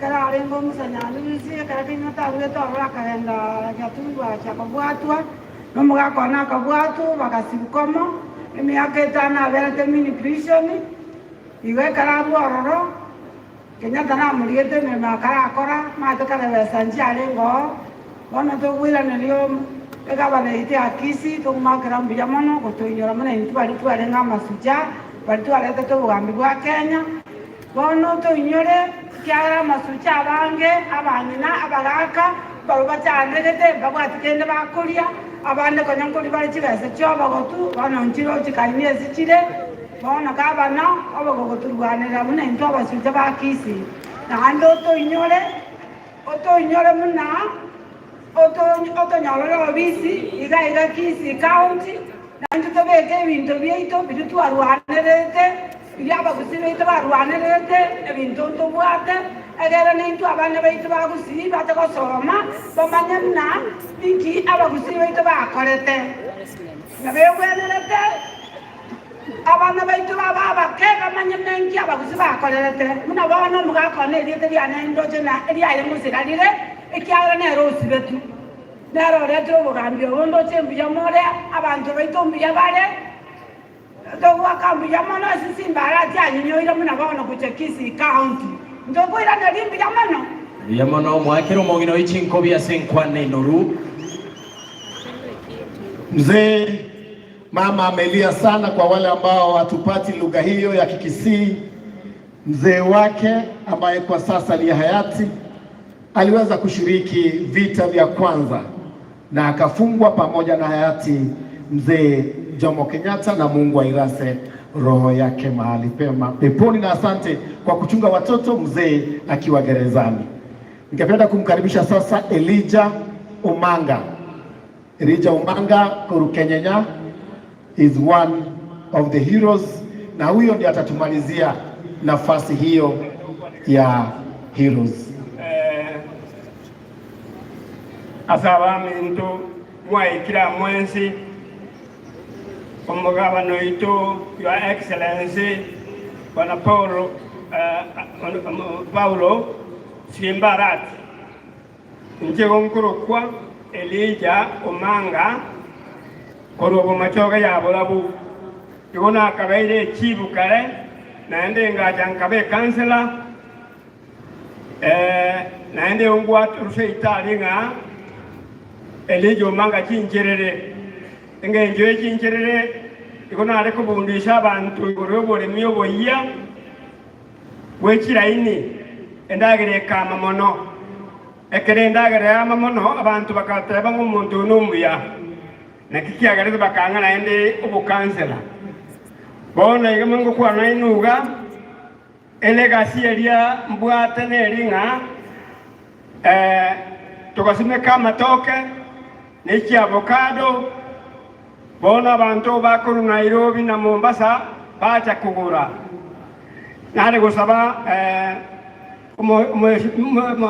mugabano itu Your Excellency kura njoto nyorere abishe yemo iga tukumira n'abantu ba mahate ugetutu ya chache nya moino inga gatokoroka asenge kubona gechindege suneka tumira n'aba ba mahate abantu ba mahate kugirango mahate naende tumira n'aba basi n'aba machoge n'aba nyaribari tosemani igoreri irema nyasa witono muya bwanchire ko toye mbure ngaki asengaki kama koranje ndoda etako kubwati semeremeye egere county ya Kisii ebe gutanga na sama ngano syo magenderero onye igona nakwa nabobe munyabire igo asa ya makenya saba siseni diamona sana. Asa tumpigeni makofi mzee wa busara, mzee wetu Elijah Omanga. Your Excellency, our chief guests, that marks the end of me, and I want to invite our senior MC, the Deputy County Commissioner of Kitutu Central, Mr. Kilonzo, to carry on with the program. Thank you very much.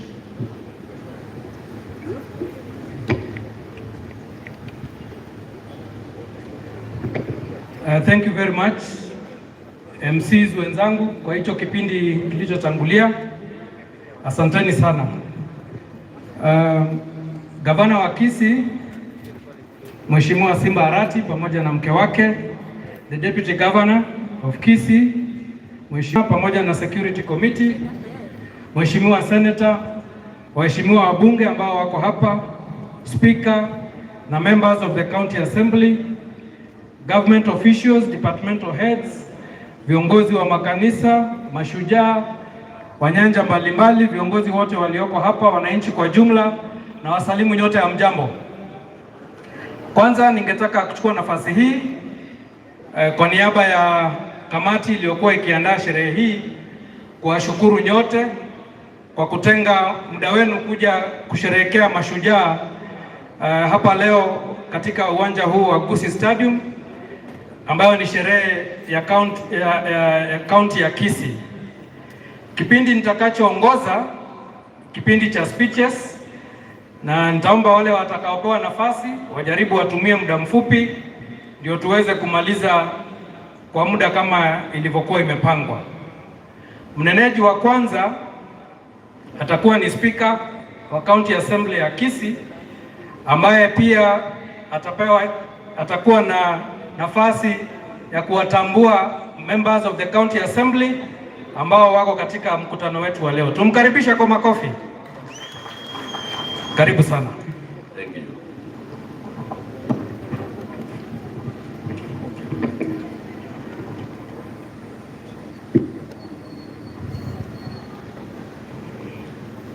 Thank you. Your Excellency, the Governor of Gusii, Simba, Your Excellency, the First Lady of Gusii, Your Excellency, the Deputy Governor, Dr. Robert Monda, the Senator of the Gusii, Honorable Richard Onyonga, the County MP, Members of Parliament present, honored members of the County Assembly, the County Commissioner, all heads of various security units, officers of the national government and the county government, all protocol observed, ladies and gentlemen. Mine is to recognize the presence of the members of the County Assembly, led by the Majority Leader, Henry Mulacha. Wherever you are, you can stand and wave to the cloud, please. Thank you, thank you. I also want to recognize the area MCA on a level. Wilfred Monyenye, wherever you are, you can stand and wave to the cloud. Thank you. Your Excellency the Governor, these honored members, they are very few because most of them, they have attended these functions at the sub-county levels. Your Excellency the Governor, at this time, let me take this opportunity to invite His Excellency the Deputy Governor to proceed from here to take us to the next level. Sorry, please. Asante sana, Daktari Monda. Nitaomba uketi ili tuweze kuingia katika sehemu nyingine. Sorry for that mix up. Nafasi itakayofuata ni ya mheshimiwa wa eneo hili la Nyaribari Chache, Mheshimiwa Janda atukaribisha katika eneo lake na pia aweze kutambua wale viongozi wengine ambao wako hapa wa ngazi hiyo na awapatie nafasi pia waweze kusalamia mkutano huu. Tumkaribisha kwa makofi. Makofi kwa mheshimiwa wa Nyaribari. Asante. Karibu mheshimiwa.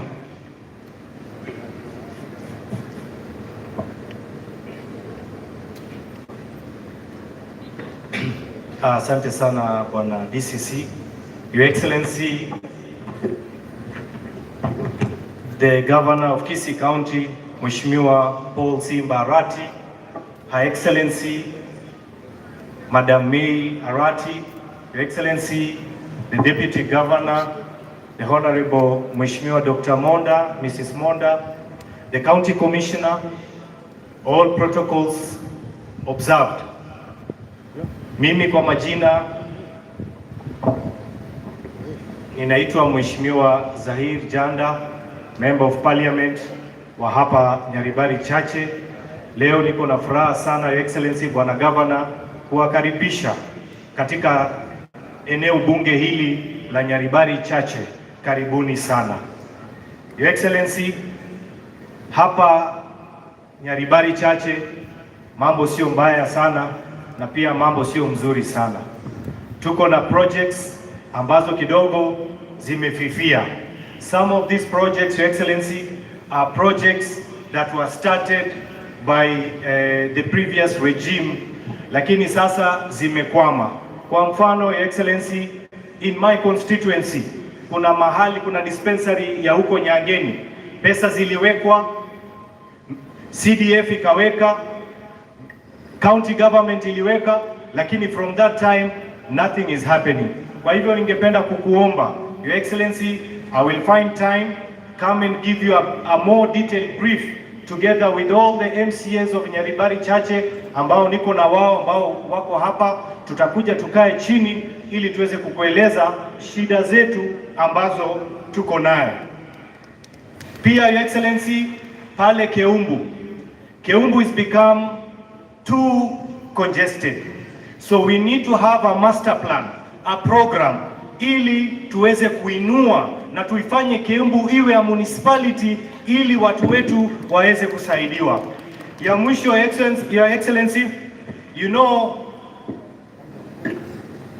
despite our political affiliation, mimi mnajua nimetoka katika serikali ama niko katika serikali ya UDA ama Kenya Kwanza, lakini Your Excellency, sisi tuko nyuma yako. We are fully behind you.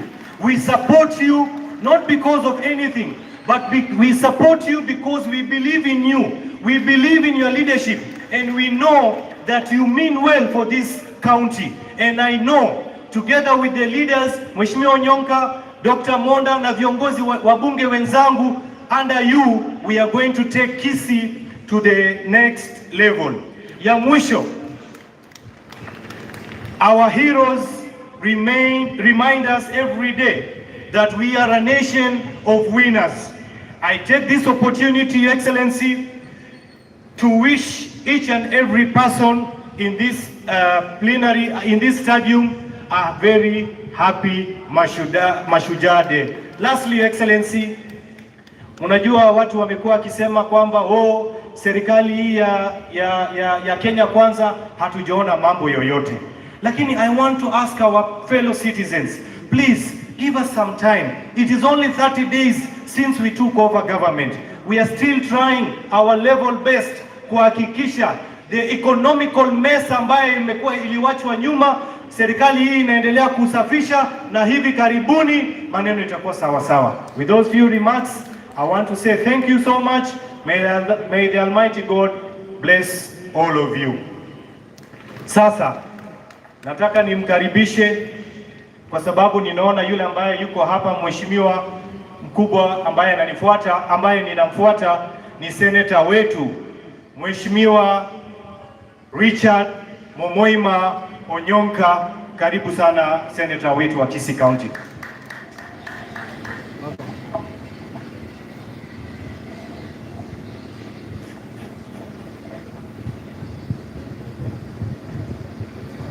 Thank you, Mheshimiwa Zahir Janda.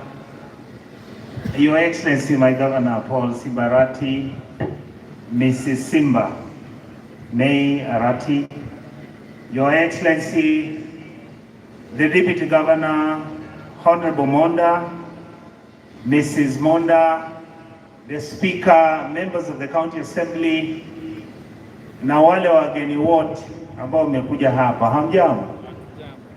Leo mimi nilipokuja hapa kwa sababu nimealikwa na ndugu yangu Governor Arati nikuje ili siku hii niwe hapa. Sababu imenileta ni mbili. Sababu ya kwanza ni kuangalia nione vile Your Excellency, since you took over, how have you been doing? Na hilo jambo nitalijibu vile Zahir amejibu hapa. Zahir amesema tafadhali mpatie hawa viongozi nafasi ili waanze kujipanga na kuelewa vile serikali inafanya kazi.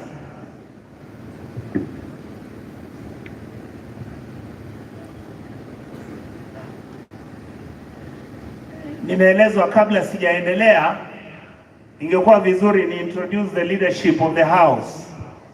Kwa hivyo ningeita Mheshimiwa Moracha ukuje hapa, Mheshimiwa Deputy Whip, Mheshimiwa Mbachi na the other leadership mjulikane, alafu ndio nitaendelea sana. Your Excellency the Governor, all protocol observed, na wasalimu nyote, hamjambo. My name is Moracha Henry, Majority Leader in the Gusii County Assembly. Tunakuhakikishia governor kuwa biashara yako ikifika kwa nyumba, tuko tayari and we'll make sure we give you peace, ufanyie wananchi kazi. Asante. Na watu wangu wa majority, mko wapi? Muinuke hivi ili muonekane tamani. Asante sana. Thank you so much.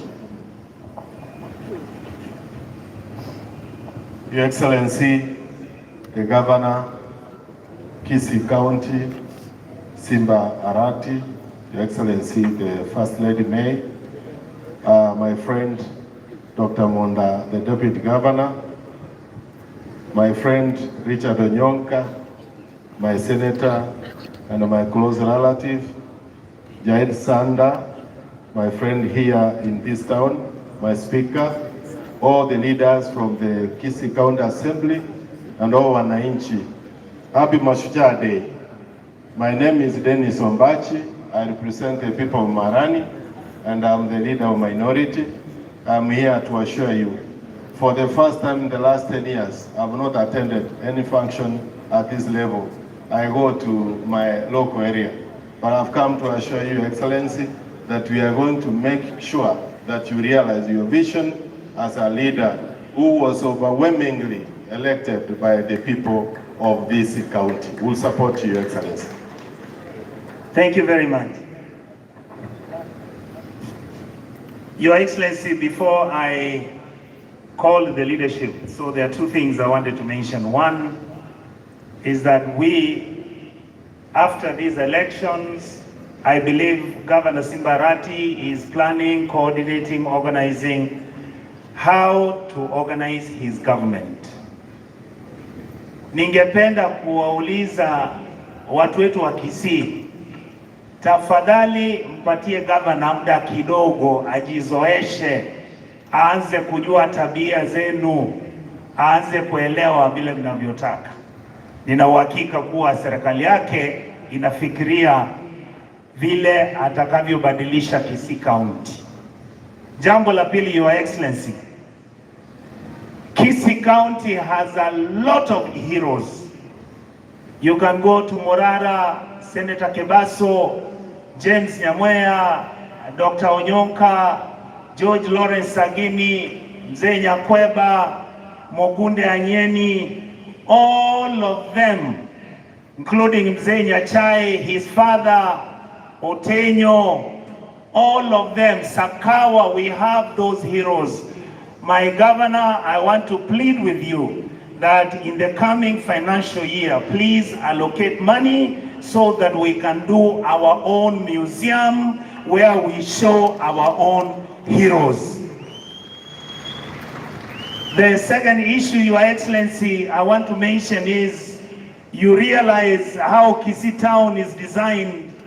If you look, Governor Arati, you will not see a single name of somebody from Gusii who has been named under all these streets that you see here. Please ask your county assembly to give you the okay so that then we can begin to name our streets of our heroes. Finally, ningependa kumaliza hivi, Mheshimiwa Governor. Mimi nilienda Nairobi wiki iliyopita.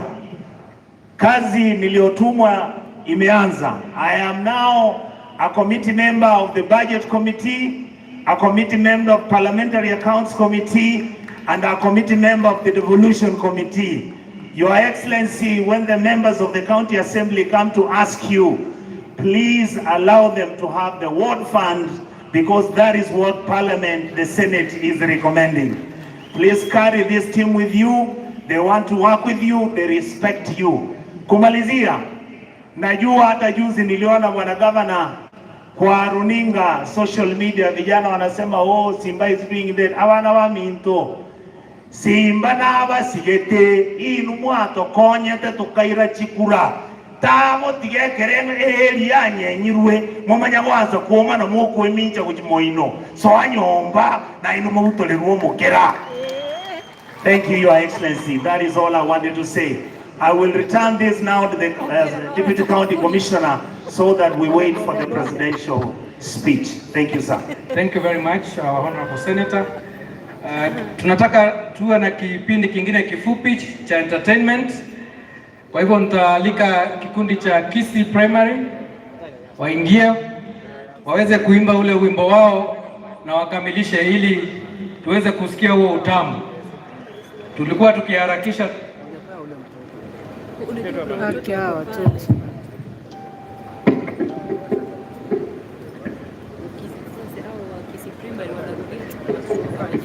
Kuna kitu ambacho nilisahau kusema Your Excellency, na ningependa kuisema hapa ndio watu wasikafikirie kuwa tulienda tukazungumza kwingine. Tumeamua na tumekuwa tukizungumza. Tumesema kuwa kura ziliisha. Rais wa nchi hii ni Mheshimiwa William Samoei Ruto. Kama rais atakuja Gusii atuulize tufanye kazi na yeye, hatuna shida. Kwa hivyo tungependa kusema kuwa we are ready to work with the government of the day, but we will criticize you and oppose you when it is absolutely necessary, because we are proud to be in the opposition. Thank you, Your Excellency. Asante sana. Nafasi hii nataka niwaachie kikundi cha Gusii Primary ili waweze kutupatia ule wimbo wao. Asante.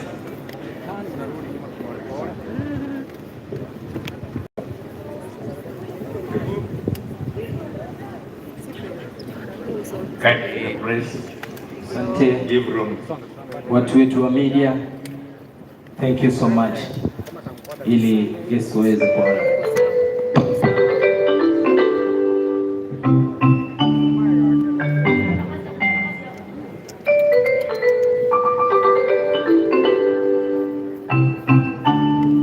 Wakenya wote tuko hapa. Tuko hapa kusherehekea. Tangu tulipopata uhuru. Tuko hapa kusherehekea. Simba wetu yuko hapa.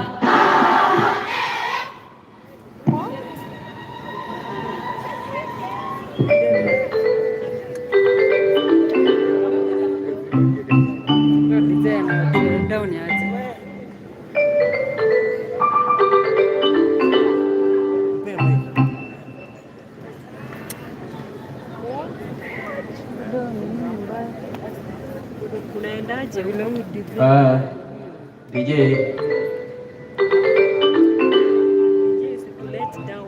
nani anaweza kuwa na kanyaga waya pale chini?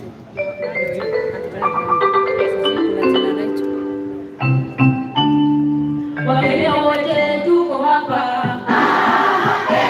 Tuko hapa kusherehekea. Endelea tu, endelea. Asante sana, tunashukuru. Naomba tuwape nafasi wajitayarishe, na wanapoendelea kujitayarisha, Your Excellency, tunaomba msamaha. Sharon Bosibori yuko wapi? Fred, tupe Sharon aweze kuperform Gusii Primary wanapoendelea kujitayarisha kwa sababu ya hitilafu ya kimitambo. DJ Sharon iko tayari? Sharon iko tayari? Oh, simu. Asante, ni simu ya madam iko na shida.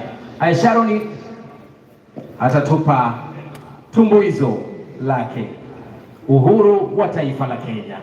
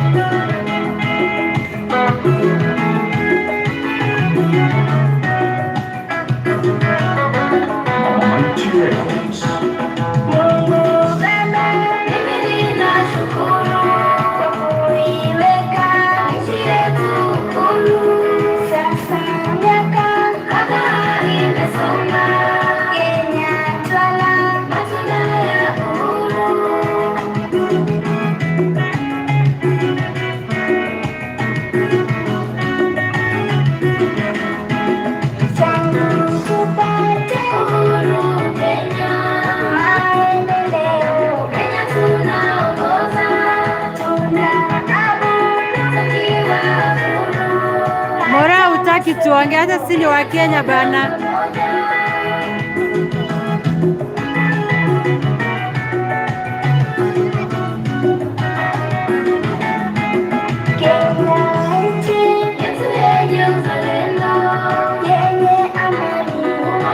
kazi ya upendo. Asante sana waliojitolea kuiweka nchi yetu huru.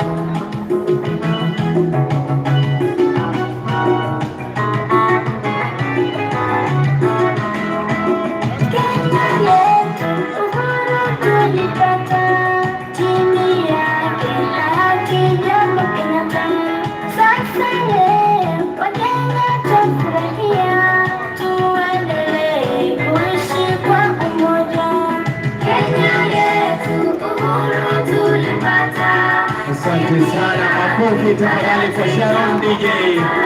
Thank you so much.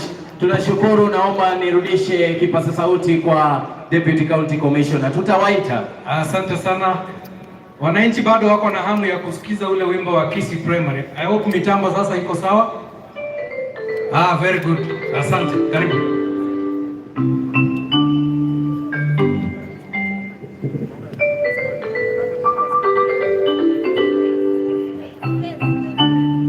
Wakenya wote tuko hapa. Tuko hapa kusherehekea. Tangu tulipopata uhuru. Tuko hapa kusherehekea. Simba wetu yuko hapa. Yuko hapa kusherehekea. Honda wetu yuko hapa. Yuko hapa kusherehekea. Komishona yuko hapa. Yuko hapa kusherehekea. Kaunti nzima wako hapa. Wako hapa kusherehekea.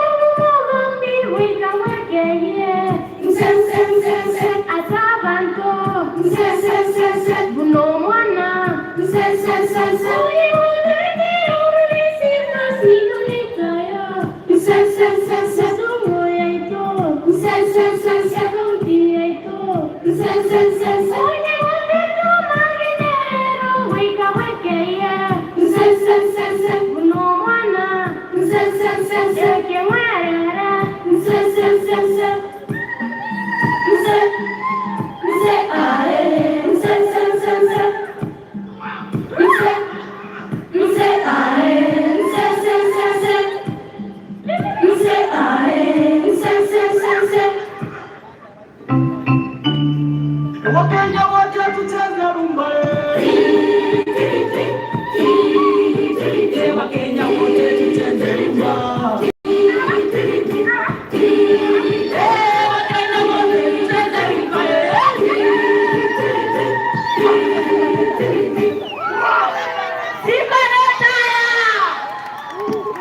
Asante sana kwa hiyo nafasi.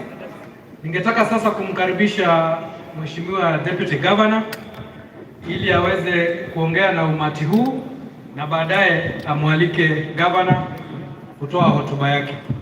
Tafadhali my colleagues MCs, mumpatie sauti upande huo ili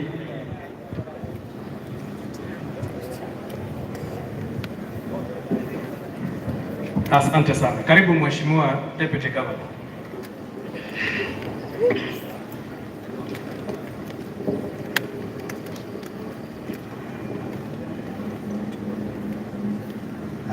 Your Excellency, the Governor of Gusii, Honorable Simba Arati, the Senator of Gusii, Honorable Richard Mamoima, the Honorable Member of Parliament for Nyaribari Chache, Honorable Sairi Chanda, the County Commissioner of Gusii, with the entire Security Committee, the honorable members of the County Assembly led by the Honorable Speaker, and wananchi wa Gusii County, hamjambo. Hamjambo tena. Your Excellency, before I invite you, I want to confirm that we are here celebrating our heroes. As Gusii County, I want to join my brother Richard Onyonga in touching the many names of heroes who have been there before us, and they recognize their roles in the development of this country and the development of Gusii altogether. Your Excellency, I want to point out that as we celebrate the leaders, the heroes of the past days, allow me to recognize you and the entire leadership of this county as the current heroes of this day. We want to follow the footsteps of our fallen leaders, the leaders who have been there before, in fighting for our people. Your Excellency, you are in record in advising our people in the Gusii County that we go back to our farming activities that really enable us to grow in the days past. Your Excellency, you have asked our farmers to do our coffee, and you have indicated your capacity to access markets abroad. We want to invite our people in this Heroes Day that you please do the coffee farming as we did in the past days. Secondly, Your Excellency, you have asked our people to go back, especially in the Beretram farming regions of this county, that we go back to Kilimo cha Maua. The prices of Beretram currently are very good and attractive. Ningependa kusema ya kwamba, Your Excellency, you have asked me, and I was in this ending week in Nyaribari Masaba and the regions in the upper part of the county that grew Beretram, that I was there to ask the farmers to start Beretram farming. And we shall make heroes out of the coffee farming, out of the Beretram farming, and many other crops, including the avocado growing of this region. Your Excellency, I want to, at this point, invite you, Your Excellency, to come and address us at this point. Your Excellency, sir.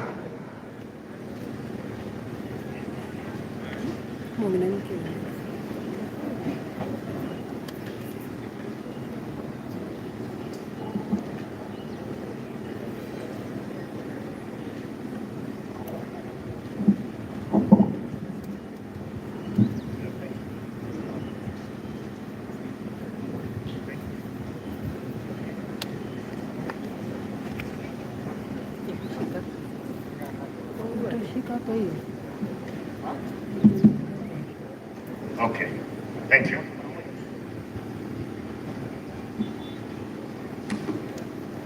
My Deputy, Dr. Robert Monda, the Senator, the County Commissioner, and members of the security team, Speaker of the County Assembly, members of the County Assembly,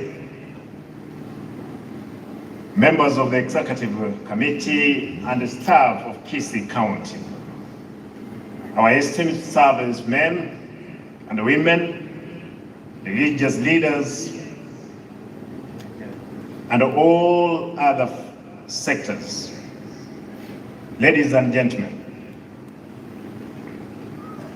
before I read my speech, wanted to do a quick recap on what my good friends, Senator Mumaima and the Honorable Zahir Janda say. I want to confirm here today that my brother Zahir Janda, the first meeting we had at inaugural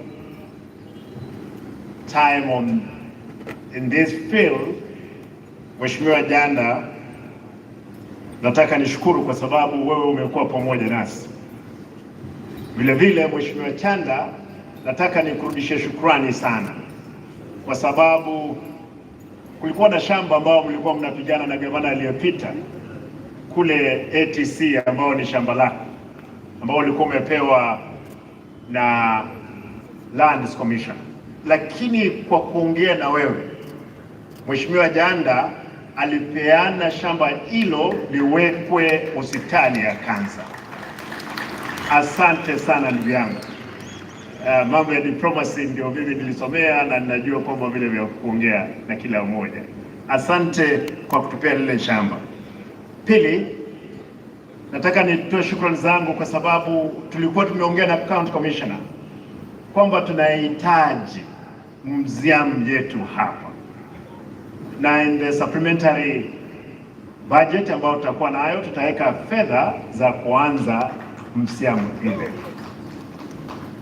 Nikubalie nisome speech yangu ndiposa nipeane mwelekeo wananchi watukufu.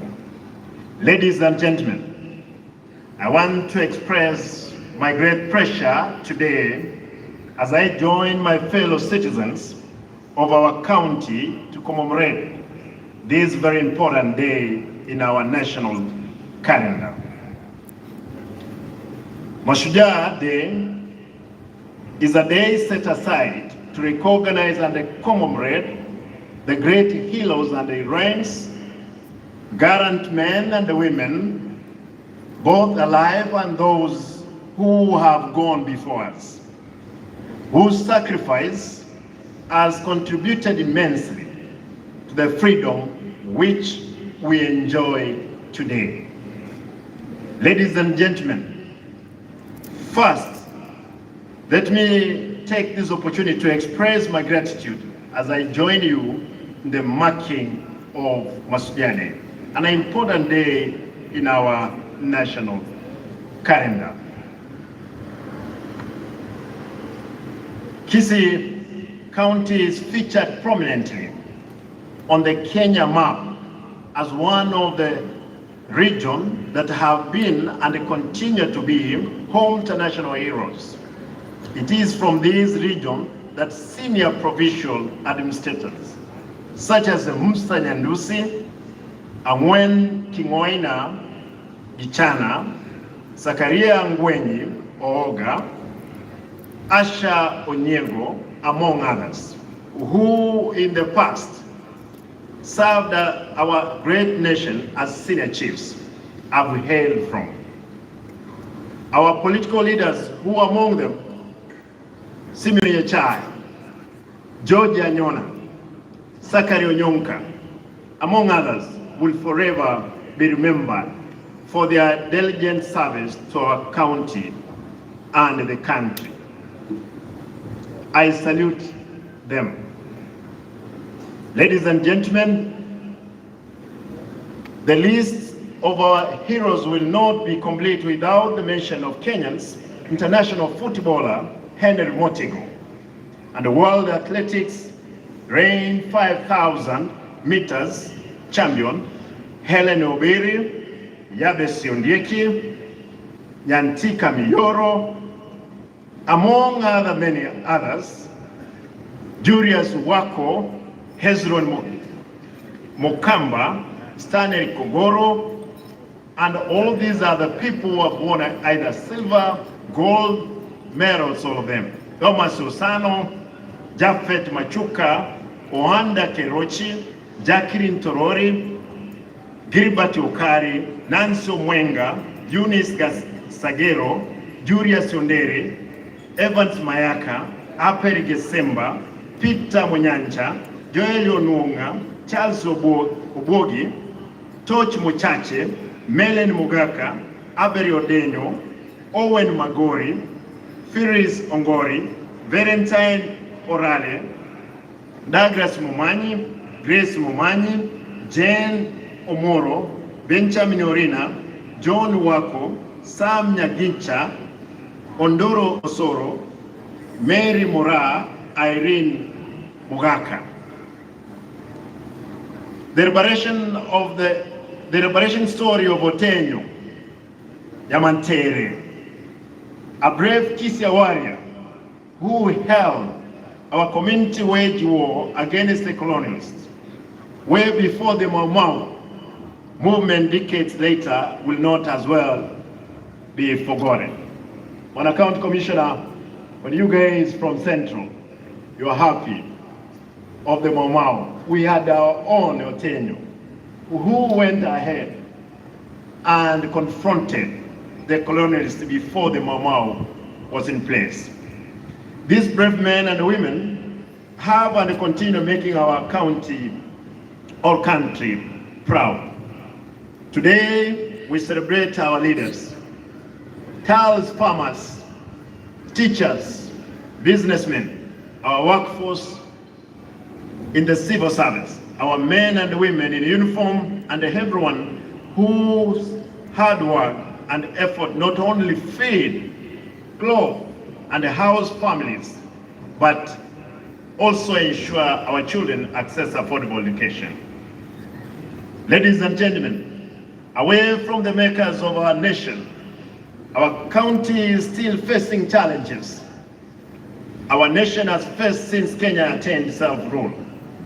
Millions of our people are still unable to access affordable healthcare, education, and safe and clean water, with poverty level at all-time high. In their wisdom, the framers of our Constitution took note of the above challenges. Through this realization, the clamor for a new Constitution aimed at bringing service closer to Mwananchi kicked in, resulting in the 2010 Constitution. Ladies and gentlemen, today's gathering has been possible by the 2010 Constitution, which has enabled it to devolve crucial government functions that now allow our people to engage in a nation building while sharing the national cake.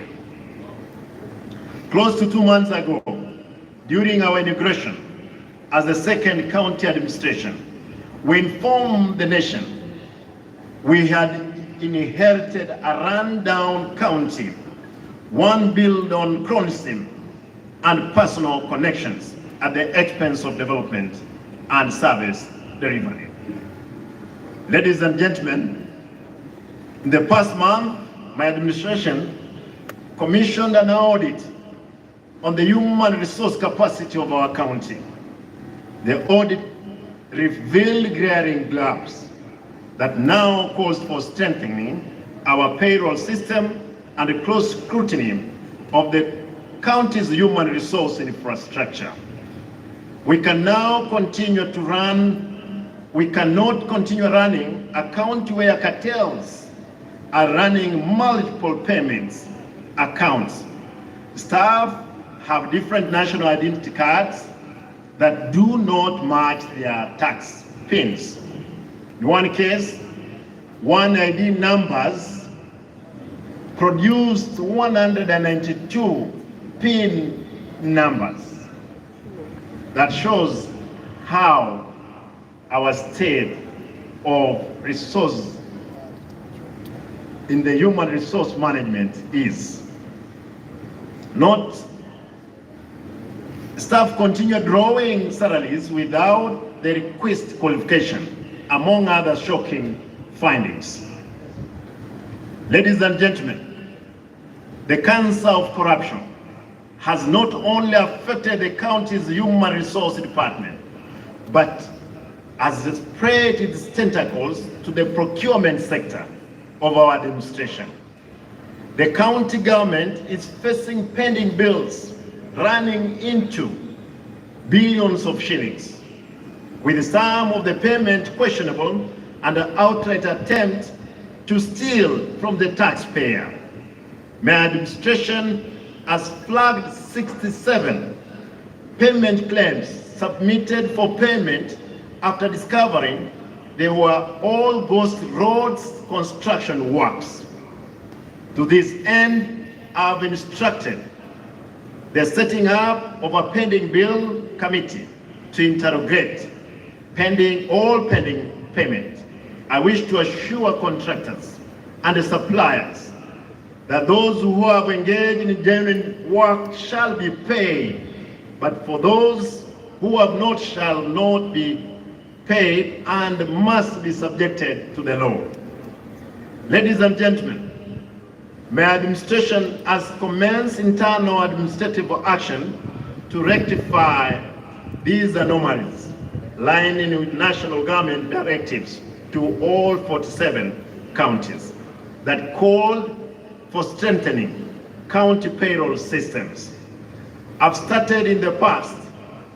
This is not a wind chant, but a deliberate step towards ensuring we have in place an efficient county service. Ladies and gentlemen, we made a convent with our people during our grilling campaign. We assured our people that we will not only keep the covenant, but see to it that the pillars of covenant is anchored on, namely devolution, governance, wealth creation, sustainable environmental conservation, and social development, enablers and ICT stand. As we settle into office, my administration has made a deliberate effort to align the county integrated development plan to mirror the 5 pillars in our manifesto. Ladies and gentlemen, my administration promised to bring order to border sector, and I know there are murmurs about the speed at which this is taking place for our borders operators to realize meaningful dividends from their business. We must restore order, restoring sanity to this sector and weeding out rogue elements hell-bent on tarnishing this sector's good name. We must do it. There are political elements I know inciting borders operators by exploiting their unmet grievances. My administration is keenly paying attention to this act of lawlessness. No effort will be spared in exposing those out to fund chaos and protecting the border sector from selfish political schemes. I did promise, as my brother indicated earlier, indeed, and I want to reiterate what Sagero sang, that borders, and I'll make it possible for our young people engaged in that meaningful business. Ladies and gentlemen, we are keen to leverage on agriculture sector, which is a key driver of our economy, and make it an ultimate means to employment, wealth creation, and food security.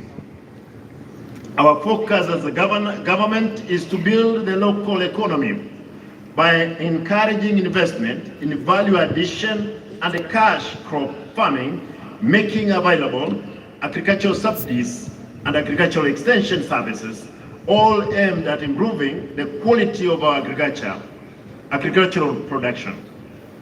To spur agricultural production, my administration is laying in particular emphasis on the reviving of industrial cash crop, whose production has taken a hit over decades. Ladies and gentlemen, to revamp the coffee sector, my administration will work closely with the Coffee Society through the Gusii Farmers Coffee Union, aimed at boosting the coffee production. We must, as a county, give attention to agro-processing, branding, and marketing in the coffee sector, once billed as the black gold.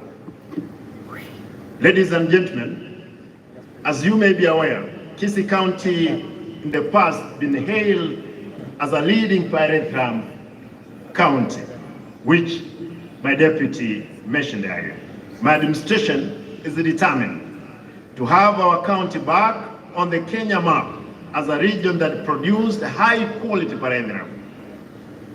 Recently, we held very fruitful engagement with the leadership of the pyrethrum processing company of Kenya, PPCK, with a view of relaying farmers in the potential areas of Gusii to once again embrace the noble vision.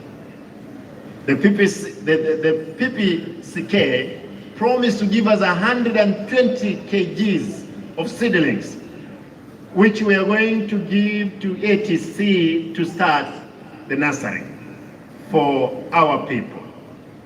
Ladies and gentlemen, the operationalization of banana processing factory, the avocado processing plant at Gusii Agricultural Training Center, and the intended setting up of a sugar cane processing plant and the soapstones value addition plant in South Mugrango will go a long way in addressing all our critical agricultural sector within the borders of our county. Ladies and gentlemen, turning on the health sector, it's important for us to get this one clear. Turning on the health sector, my administration will undertake to train and equip all our health facilities to attend to emerging medical challenges facing our people, while at the same time improving quality medical care they receive. This can only be possible if those charged with the responsibility of running our medical facility are made accountable while in line of duty. Ladies and gentlemen, as a first step among many aimed institutional efficiency in service delivery in all health facilities, my government has introduced digitalized drug receipt, distribution, and dispensing system to curb the theft of drugs at the medical centers and sub-counties hospitals in the county. The pilot program that has so far registered remarkable success has also forced the closure, this is important, closure of several illegal drug stores in the county.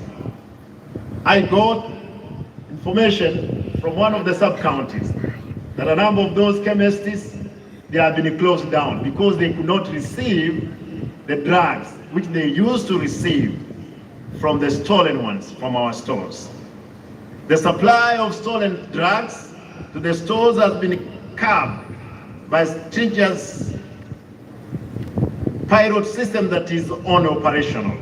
We will stop at nothing until we ensure that drugs meant to help our people reach them and not end up in the hands of corrupt individuals. Ladies and gentlemen, among us is a group of women and men who have traversed the county, tending to the medical needs of our people, unable to access medical facilities due to distance and other emerging challenges. Community health workers, our heroes and heroines, have gone out of their way to attend to urgent critical medical cases. My administration pledged to have this team placed on a stipend and incorporated into our medical care system in the long run. I wish to announce that starting November, the group of brave and selfless heroes and heroines will access a stipend to enable them to discharge their duty efficiently. Ladies and gentlemen, our county faces an immediate and pressing challenge of clean and affordable water supply system. I recently sanctioned the management of the Gusii Water and Sanitation Company, WASCO Board of Directors, who are with us here today. I wish to call upon the water management body to urgently exploit and address the acute shortage of water supply by ensuring resumption of water supply to residents of Gusii municipality and its environment. Ladies and gentlemen, the challenges in the water sector have been characterized by infighting among the members of the Water Management Board.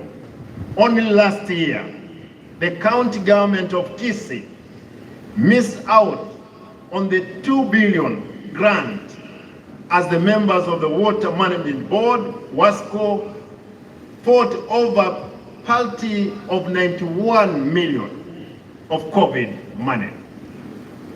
These men and women were busy fighting for 91 million. When the grant came in, this money was diverted to a neighboring county.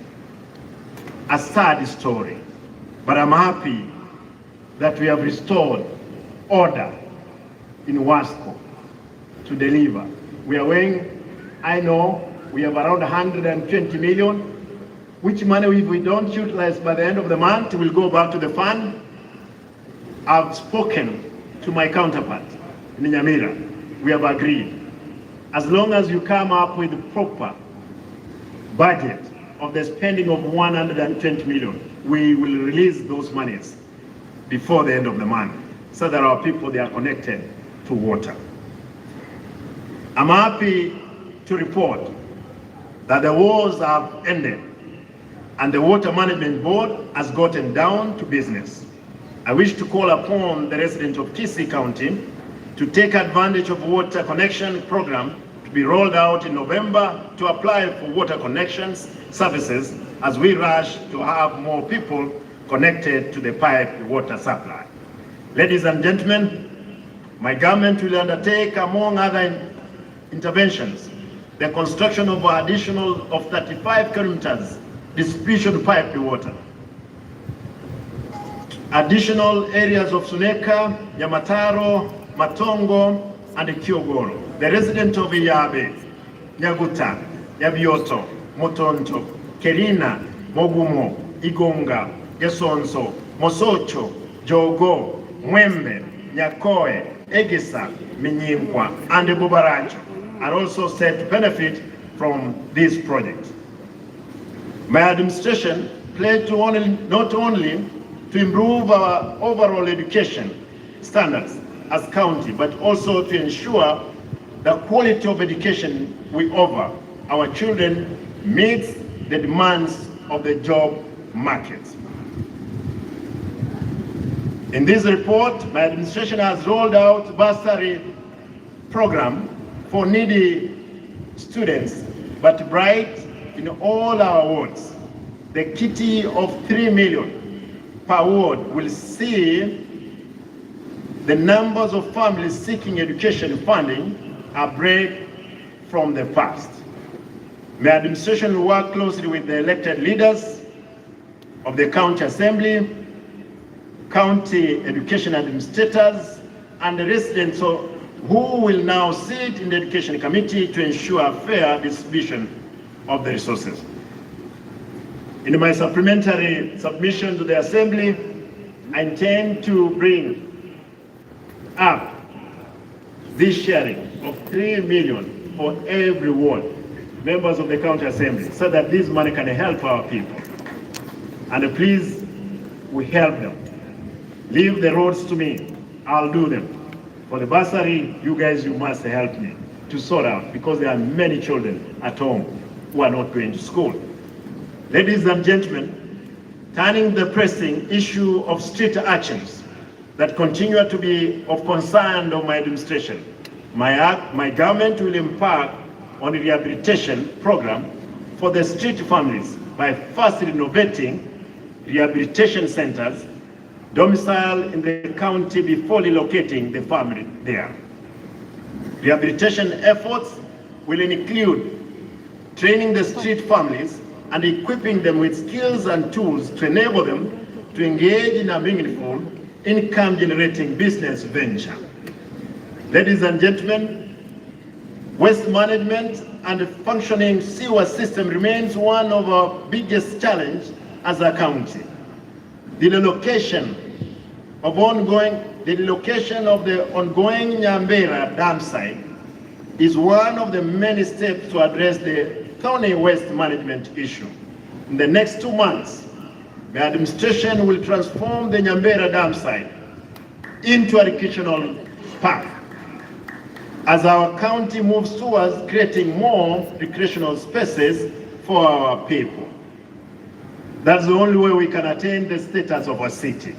If we must open all roads which have been encroached, all spaces which have been grabbed, we'll reclaim them for us to start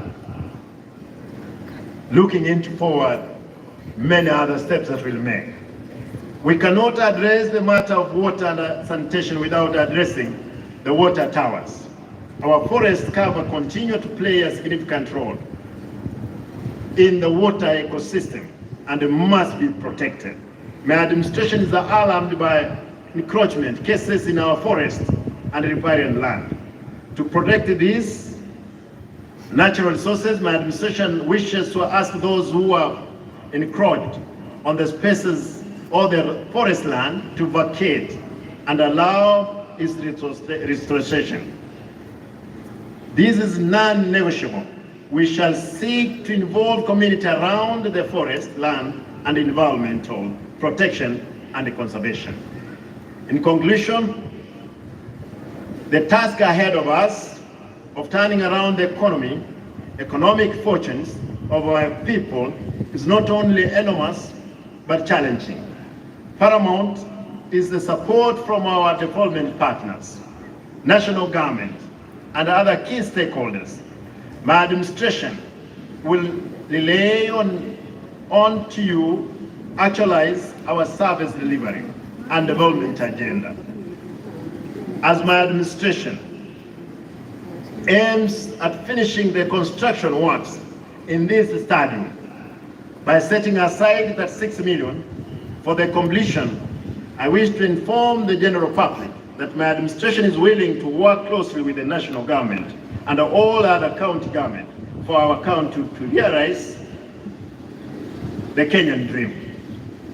Back to this field, I want to tell you, the people who are working in this field, people who are working on this track, they had excavated the measurement of this track from 5,000 to 7,000.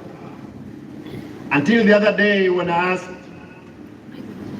the people who are helping, they did measurement for this track. They found it is 5,000 square running meters, not 7,000. And I've asked the QS to revise because they wanted to eat from the 2,000 extra square meters they had added. The field, it had been projected to take 100 million. But out of the constructions and the constructions of their documents, we have found that it will take only 36 million on the remaining retainer wall. In the supplementary, members of the county assembly will submit also those estimates for us to get that 6 million to finish resetting the stadium. In conclusion, as my administration aims at finishing the construction of this stadium, we want to assure the residents of Gusii that we are going to work tirelessly around the clock to make sure our people are benefited from the vote they casted in the ballot box. Allow me to say this in Swahili as I'm coming to the end. Ndugu watukufu, wananchi watukufu, nataka nirudie kwa Kiswahili dakika moja peke yake. Mimi kama gavana wenu nitafanya kazi pamoja na serikali kuu kuhakikisha kwamba tumeleta maendeleo kwa wananchi wetu. Siasa imeisha. Mheshimiwa William Samoei Ruto ndio rais wetu sasa kwa miaka ingine 5, Mungu akimjalia tutafanya kazi pamoja na yeye. Na nataka niseme, mnajua mimi si muoga. Mimi ni mkakamavu kwa kazi ya serikali ambayo nimepewa. Na nitahakikisha mji wetu umefikia kiwango cha kuwa a city.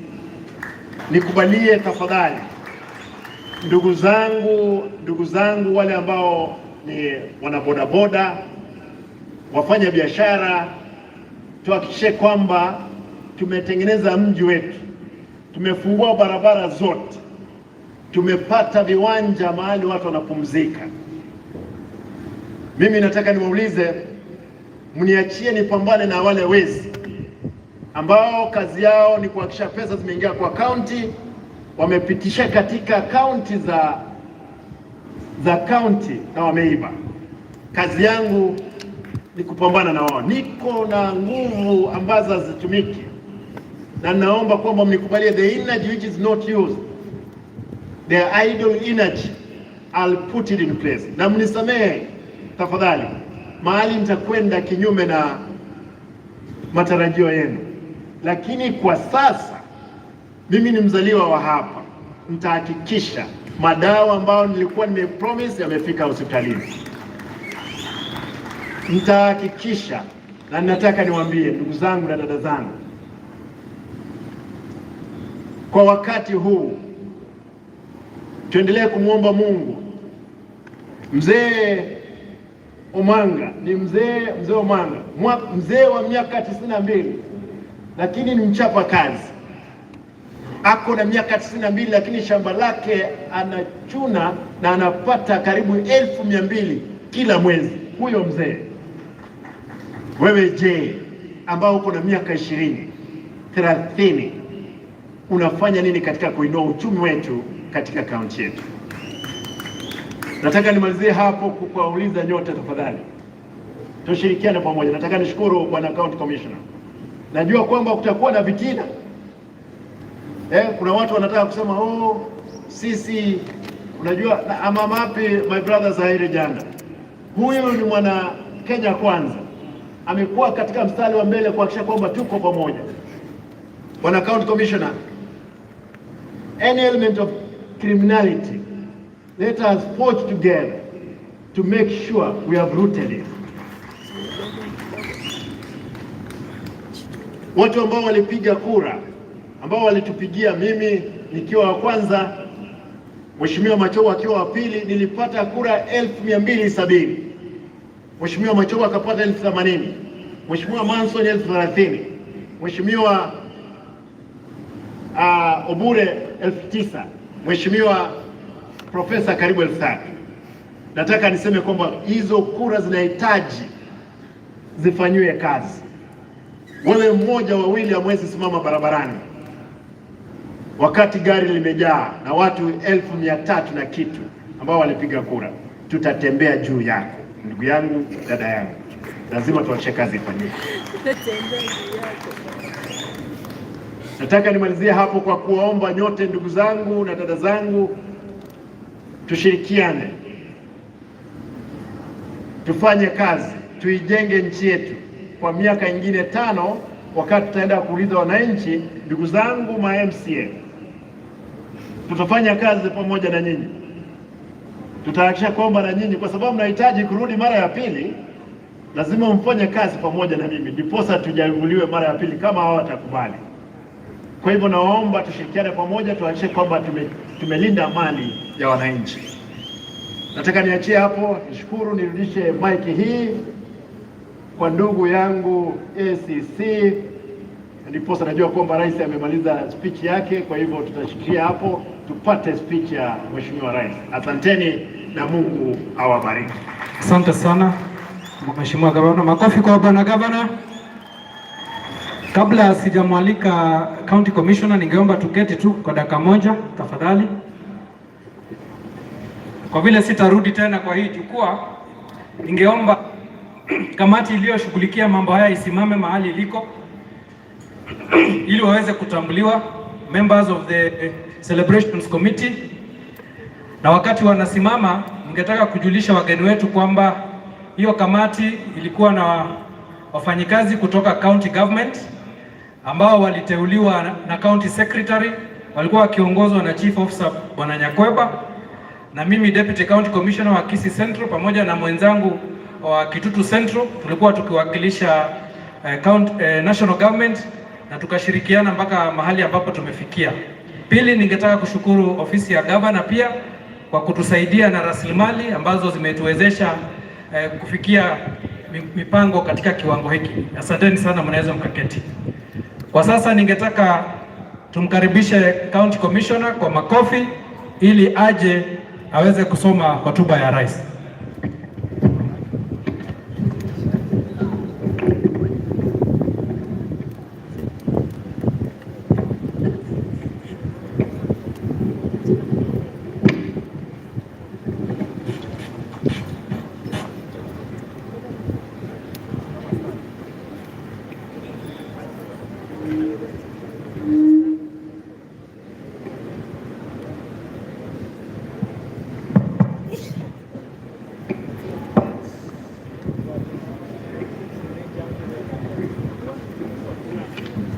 Thank you, MC, the Honorable Governor, Kisii County, Honorable Paul Simba Arati, Mrs. Simba Arati, the Honorable Deputy Governor, Dr. Monda, and Mrs. Monda, Honorable Senator Richard Onyonka,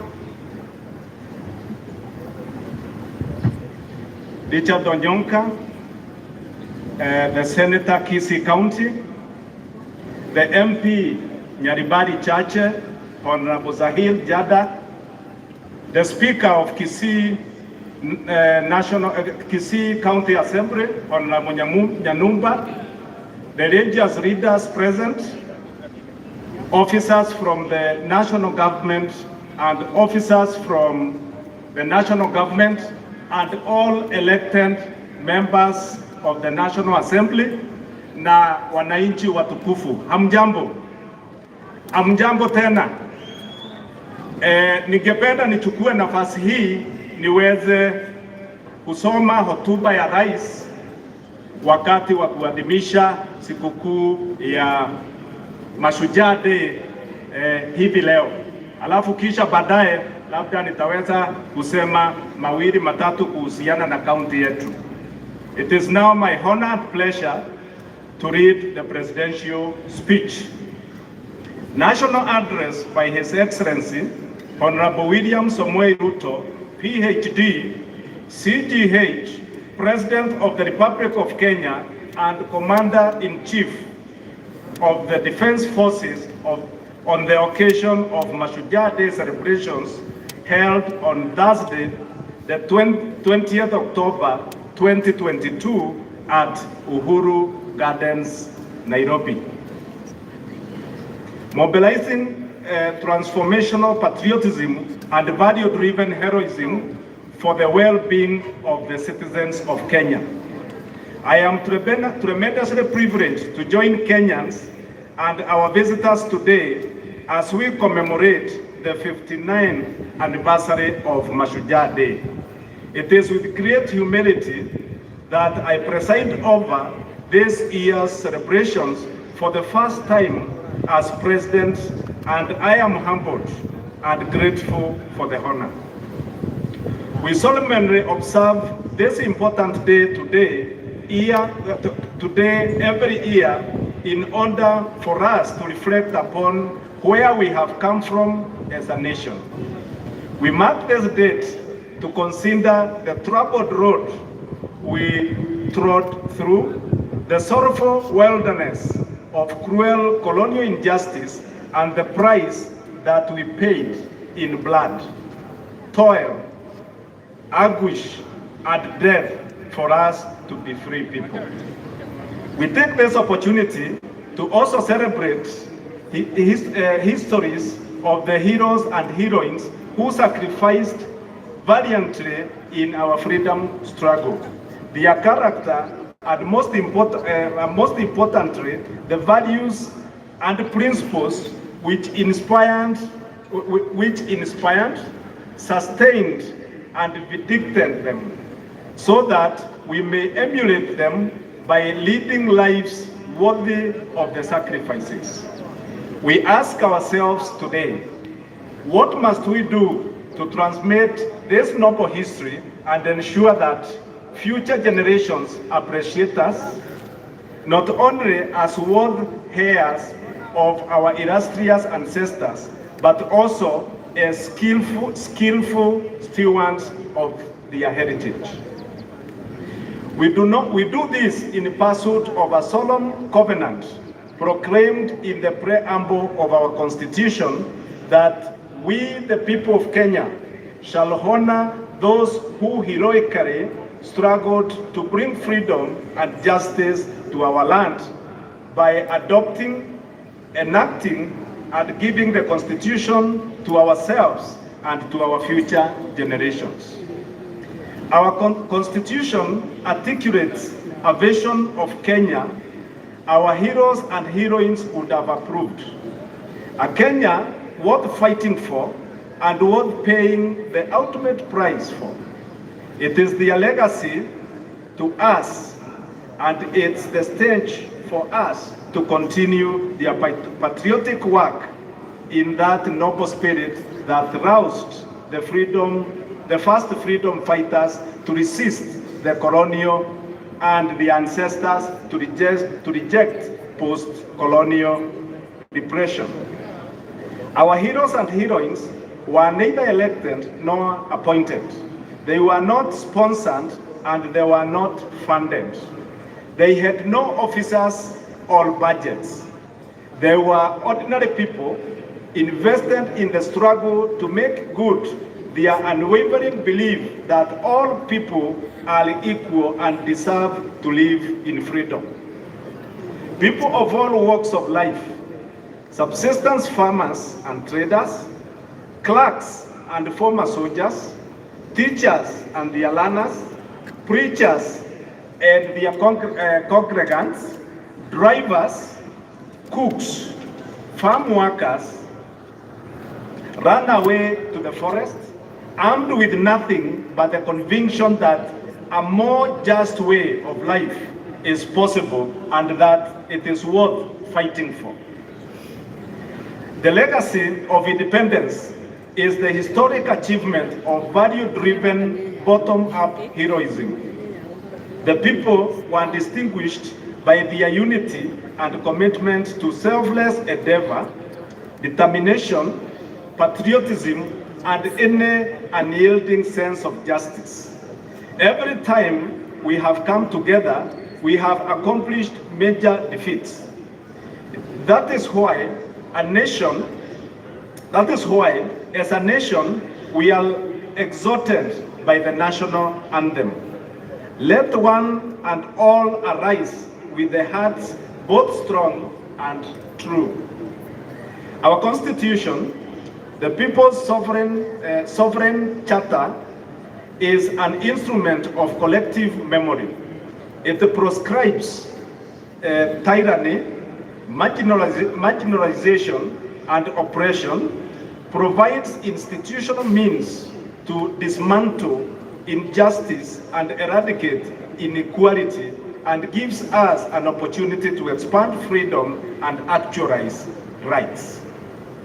It also defines human well-being to be the reason for individual and collective action, as well as object of totality of the nation, of the national enterprise. We are united in common endeavor with those who came before us and did so much for our country. We may define ourselves as a nation proudly standing on the foundation of the Constitution, united in pursuit of the well-being of every citizen. The principal reason for promulgating our constitution then was to inscribe the values which animated our history of accomplishment and to project them in a manner that resonates across generations. The national values and the principles of governance set out in Article 10 form the soul of its depression. They define the parameters of patriotism, exemplary service, selfless sacrifice, and profile us in terms of who we are and who we ought to be, individually and as a nation. We can and we must employ these values as beacons of identifying people whose contributions honor the memory of our heroes and heroines and bring glory to our nation. It is time to direct our focus on the work that each one of us does to understand how we contribute to our individual well-being, as well as that of our communities and nation. In this understanding, we must take into account the individuals make up communities and the greater national family, and that Kenya's stature and splendor is always greater than the sum total of all individual efforts or community endeavor. Similarly, our national capacity determines the extent of opportunities all Kenyans have to pursue and attain their aspirations. What I am saying is that regardless of the type and scale of our pursuits, every contribution matters. And regardless of our walk of life, our work matters. Our intentions matter and our thoughts matter because we matter. I congratulate every citizen for their part in ensuring that the last elections was beautiful. I know of attempts of division, disunity, confusion, and even some who did everything in their power to entice and pressure our people to engage in criminal activities. But I also know that despite a competitive campaign period characterized by intense rivalry, Kenyans resolved resolved in unison to remain peaceful, united, and compassionate. We set a new standard for ourselves. Issue-based campaigns, transparent elections, and a peaceful outcome. I salute all Kenyans who set out every day, everywhere, doing ordinary things in inspired and extraordinary ways to fend for themselves and their families, thereby keeping the country ongoing. I commend those whose work involves service to others. I celebrate those who volunteer and give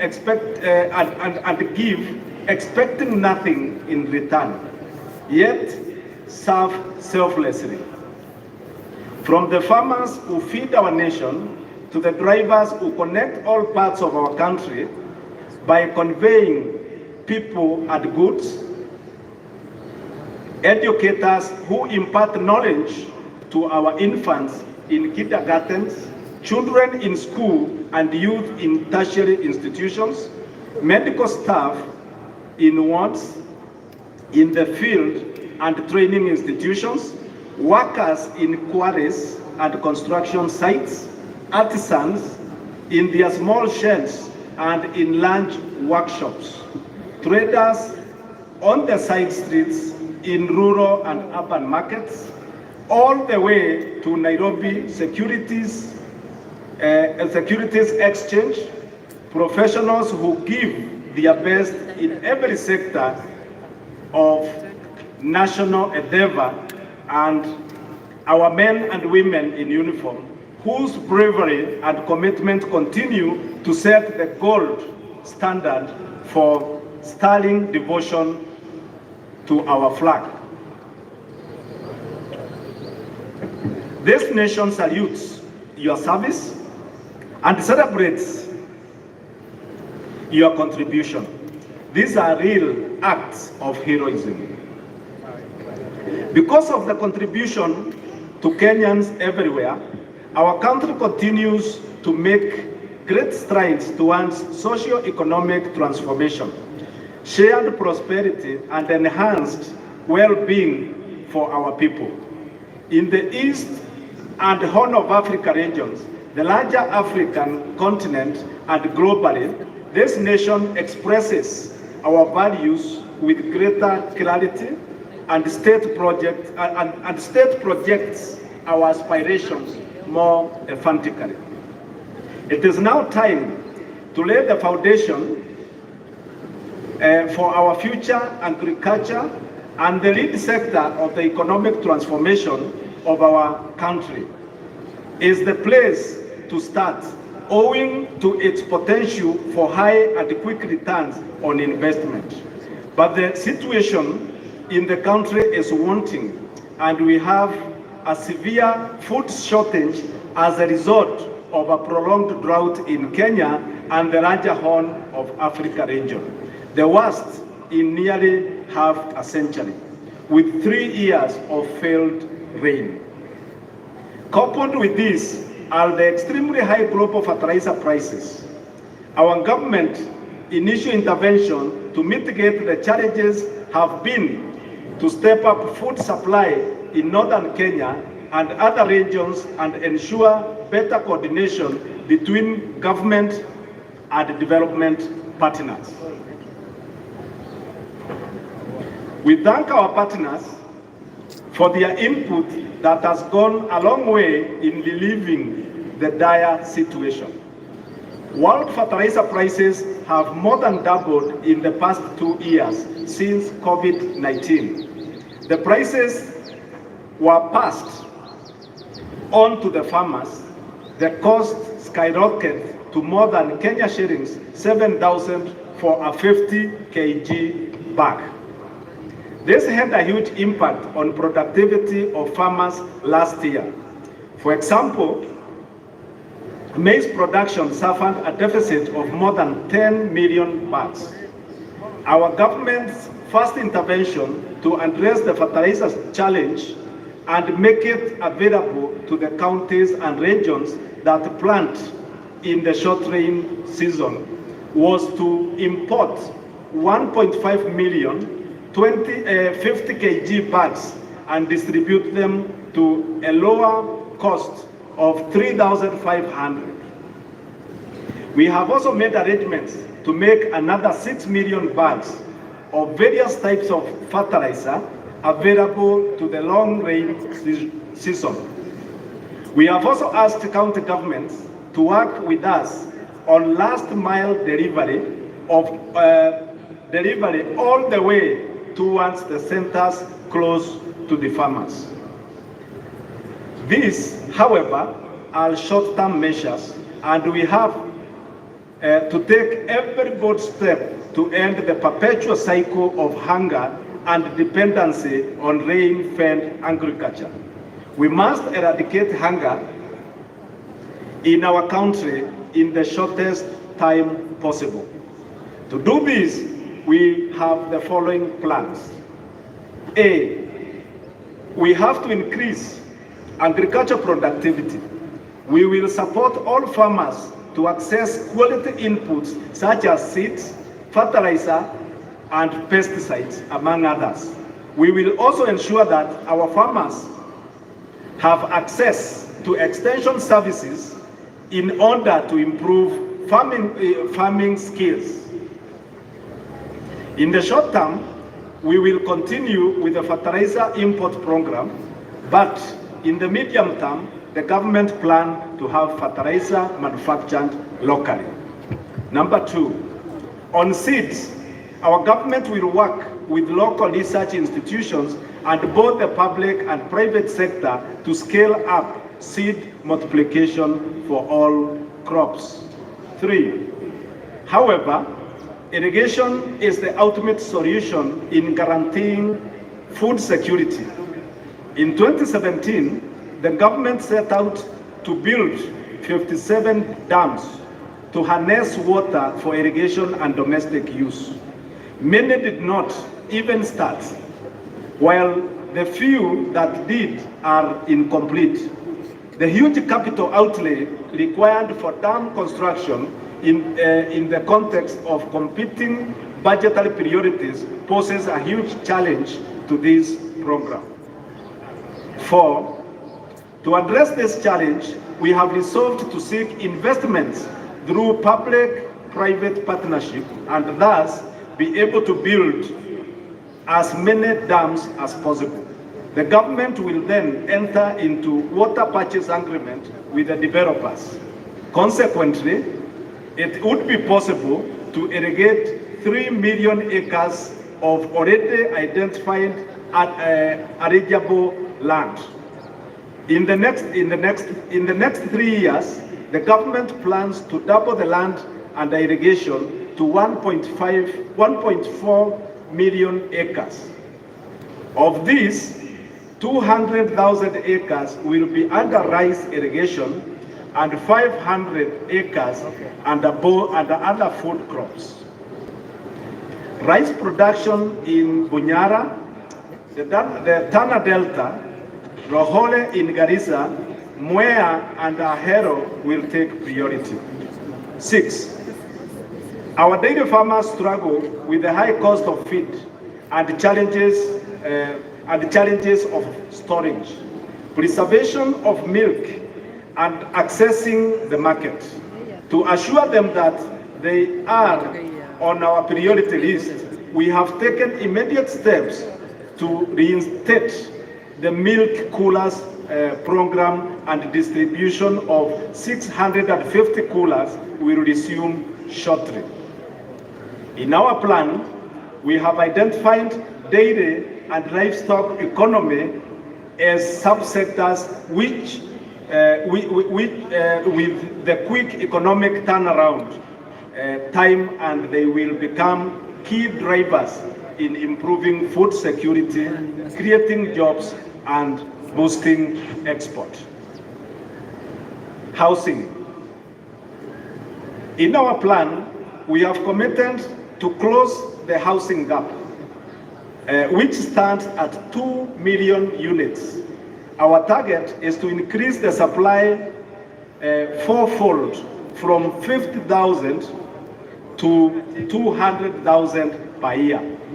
Already, 2,592 units have been completed, 40,452 are under construction, and over 500,000 units that require financial backstopping and funding for bulk infrastructure are in the pipeline.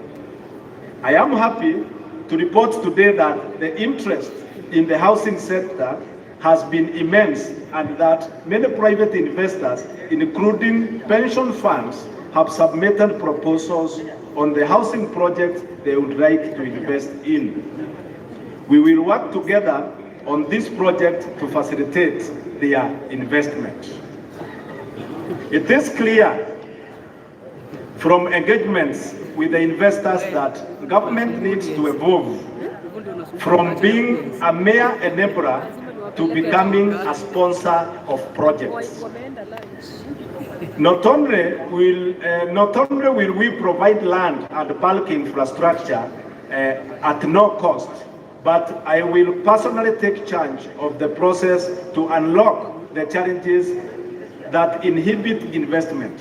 For instance, VAT exemption on inputs has been enacted to lower the cost of construction, but its implementation has been curtailed by delays in approving applications for VAT refunds. As a result, developers pay VAT, but the cost saving is not enjoyed by the end buyers. Government will resolve such issues with the urgency required. Let me emphasize that the housing agenda is not just about four walls and a roof. The demand for affordable housing is an opportunity to create jobs and stimulate economy. Our manufacturing sector, which already supplies many products in the construction industry, will have expanded business opportunities. Other housing inputs such as doors, windows, gates, and hinges will be made by our Juakali industry. We are designing the program in a way that will upgrade and support Juakali by linking it with the technical and vocational education institutions.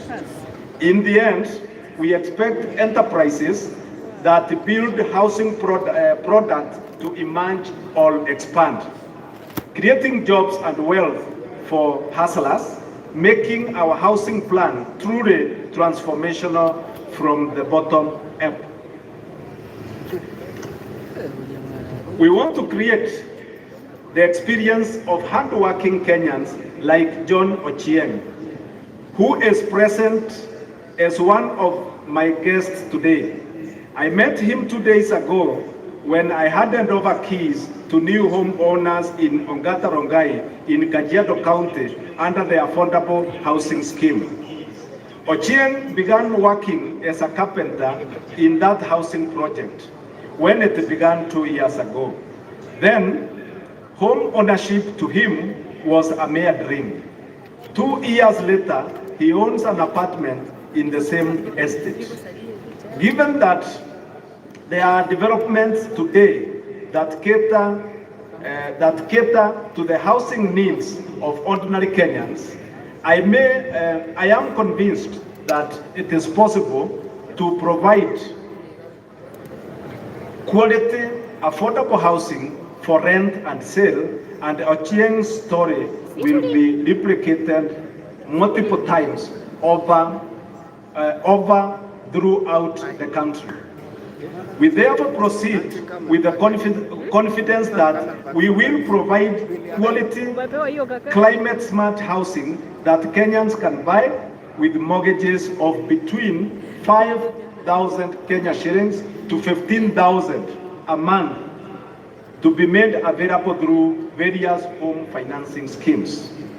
Next week, on Tuesday, I will break ground at the Kibera Soweto B in Nairobi for housing project which will deliver 4,405 social housing units. Going forward, we intend to collaborate with the county government to achieve a target of at least 5,000 units. Counties in larger metropolitan areas have a greater opportunity and can target as many as 50,000 units. Since demand in these areas is higher due to population density.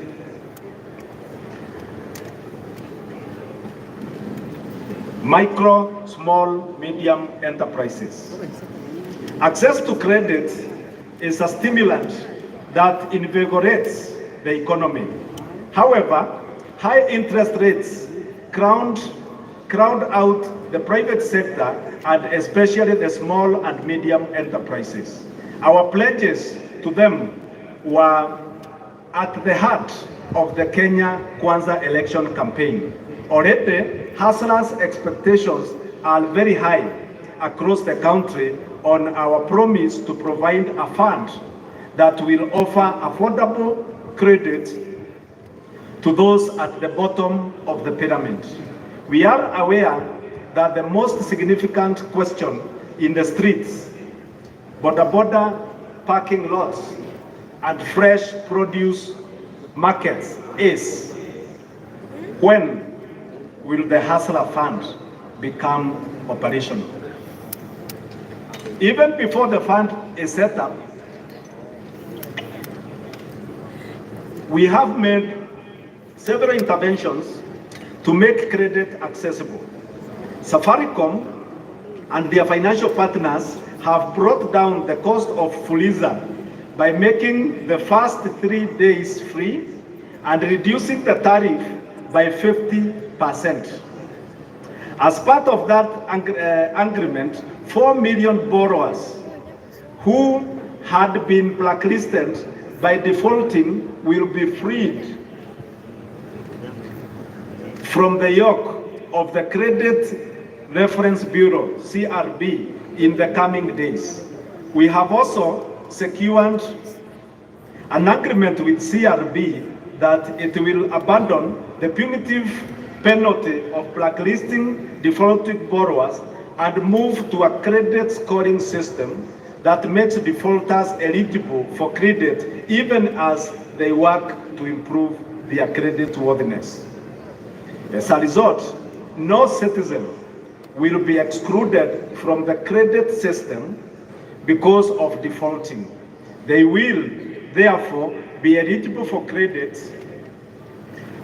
They will be eligible for credit to access credit as they work their way out in the paying their debts.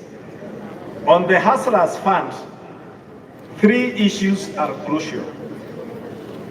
Some credit products will be available to small business on digital platform at affordable rates through chamas, groups, circles, and cooperatives. During my recent address to Parliament, I promised to promote the culture of saving through a pension fund product which will encourage Kenyans to participate. This will have 2 components: a long-term pension which will enable people to put money aside to take care of bad days like the loss of a job or when a business faces financial difficulties. The 2 products, the Hustler Fund and the savings plan will be launched on December 1st, 2022. Universal health care. Health lies at the front and the center of socio-economic development. The failure of a healthcare system undermines prosperity. Kenyan families spend a total of Kenya shillings 100 billion in out-of-pocket expenditure on health services a year, mobilized from various sources including Harambes, WhatsApp, M-Pesa, loans, sale of land and other assets to pay hospital bills for loved ones. Also, many small businesses fail when owners fall ill and cannot work, or divert money to pay medical expenses. It is no wonder then that it is commonly said that most families and individuals in Kenya are one illness away from poverty. We want to lift this punitive burden from the shoulders of Kenyans and their businesses through our universal health care plan. The plan is to revitalize primary health care by laying more emphasis on preventive and promotive strategies. Many critical health illnesses, including cancer, heart complications, kidney failure, and hypertension, can be detected and addressed at this level without the need of a hospital visit or admission. Our health reform commitment is therefore threefold. 1. In partnership with county governments, we will mainstream community health workers and make them the foundation of our healthcare system. 2, reforming the National Health Insurance Fund, NHIF. Progress has been made in enrolling more members. In the past 10 years, 12 million Kenyans have joined the fund. The challenge, however, is that the NHIF is an occupational scheme for salaried people on payroll in the public and private sector, and not the social insurance scheme it ought to be. We shall change the contribution structure from an individual contributory scheme to a household contribution scheme. 3, we intend to address the challenges of inadequate human resource in the public service and the poor industrial relations between health professionals and county governments. We are particularly committed to the professional development of health workers. I take this opportunity to assure health workers that we have listened to them, and we will propose ways in collaboration with the county government of resolving their issues. Kenya is a strong leader in the information communication and technology space. We are the proud regional and continental hub of innovation. We have the appropriate policy framework, constitutionally protected freedoms of expression, media, information, and communication to dominate the creative arts and entertainment arena. Our youth have consistently shown robust interest in this field and are engaged on various platforms, generating captivating content that is appreciated globally. There is tremendous potential for our country to become a global leader, employ hundreds of thousands of young people, and generate immense wealth if we facilitate the youth people to plug into the global digital economy. To achieve these purposes, the government is committed to invest in digital superhighway and the creative economy, which will be enablers of transformation, productivity, and overall competitiveness. Over the next 5 years, the government will ensure universal broadband availability by hastening the rollout of creativity throughout the country. The laying out of additional 100,000 kilometers of national fiber optic network is expected to deliver this target. Government services shall be made available throughout the country at greater convenience to the citizens through digitization and automation of all critical government processes, with a view to bringing at least 80% of all government services online. Moreover, to bring more Kenyans, especially the young, online for business, learning, entertainment, and socialization, the government intends to take measures to bring down the cost of calls and data. This initiative converges with the efforts to boost the creative economy and scale up cultural production and the artistic industry. Our government is also committed to the establishment of more arts and culture infrastructure, including theaters, music auditorium, and art galleries, and extensive refurbishing of facilities to expand spaces for artistic and cultural expression and production. The government is also firmly committed in investing in the robust delivery of the 5 pillars of our plan for socio-economic transformation. This investment is undertaken in full recognition of the national values and principles of governance, as well as broader national interest and goals. They include policy, legislative, and regulatory framework, national security, justice, law and order, and education.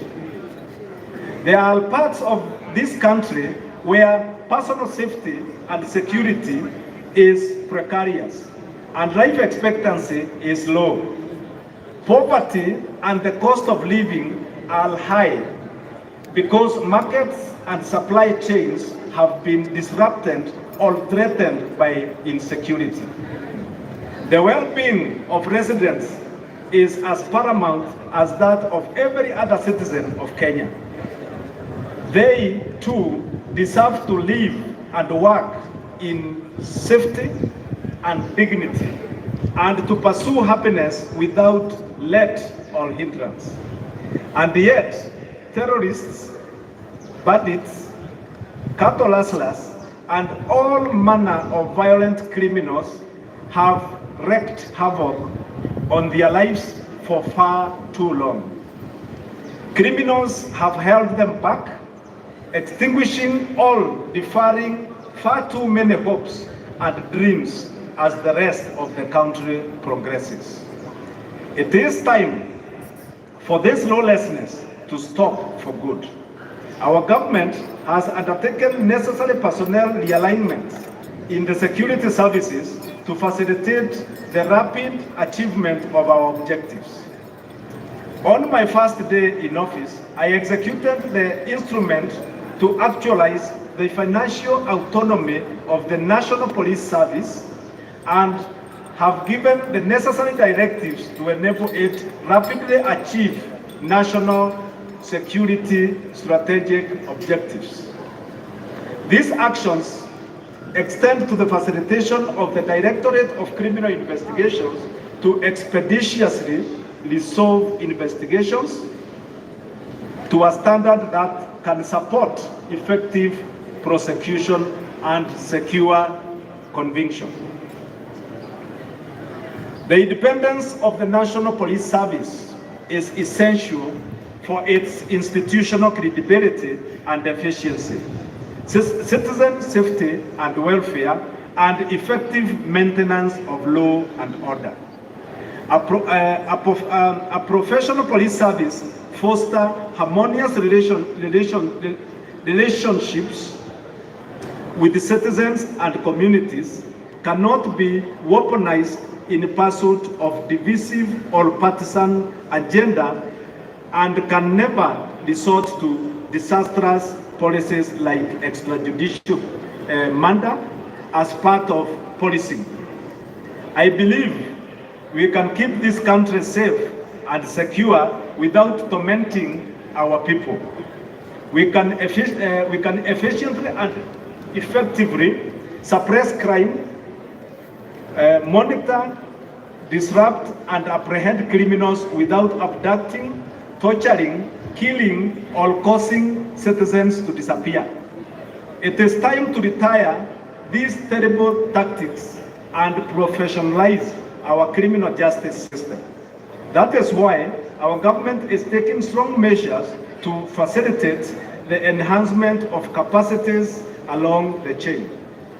I have directed that immediate measures be undertaken to disband the Special Service Squad in the Directorate of Criminal Investigations.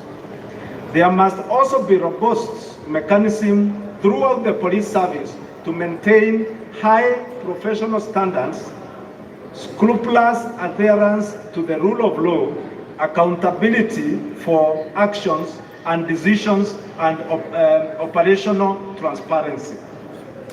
At the terminal end of this chain, the government has undertaken its obligation to observe judicial independence while actualizing the judicial fund, enhancing budgetary allocation to enable it invest in infrastructure and facilitate the appointment of more judges to expand access to justice. Effective deterrence of crime requires robust prosecution. While economic efficiency, investor confidence, and competitiveness all depend on effective dispute resolution. A well-resourced, independent, impartial, thoroughly professional judiciary is indispensable for good governance, law and order, and it is also essential for the financial sustainability, transactional effectiveness, and business competitiveness. The institutional independence of the judiciary must be upheld at all times, and the independence of judges respected as the minimum gesture of respect for the rule of law. The fight against corruption can only be won through a minimalist strategy. Our government intends to wage this fight and demonstrate its commitment to zero tolerance to corruption by making all public servants accountable and submitting to the oversight of Parliament and other constitutional mandated institutions. We are committed to the rule of law, fidelity to Constitution, due process and implementation of judicial decrees and orders.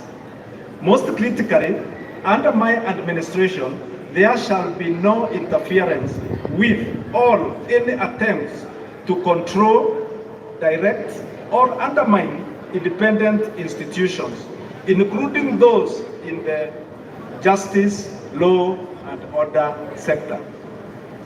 The National Police Service, the Office of the Director of Public Prosecutions, the Judiciary, and the Ethics and Anti-Corruption Commission shall perform their duties independently and professionally, and likewise subject themselves to oversight by appropriate agencies. This is our vision for ensuring that the war on corruption is not itself corrupted by inappropriate interventions. For our socio-economic transformation to be truly inclusive, we must empower all Kenyans, regardless of background, to effectively play their part by contributing to the nation-building effort and partaking of the dividends of shared prosperity. High quality and relevant education is vital in imparting the necessary skills and competencies to learners from primary to the tertiary level in order to enable citizens engage meaningfully with the world of the present and the future. A week ago, we launched the Presidential Working Party on Education Reforms to review all aspects of education in Kenya. Its findings and recommendations shall form subsequent necessary intervention to ensure that Kenya delivers the caliber of education, skills, and training needed to successfully pursue sustainable development.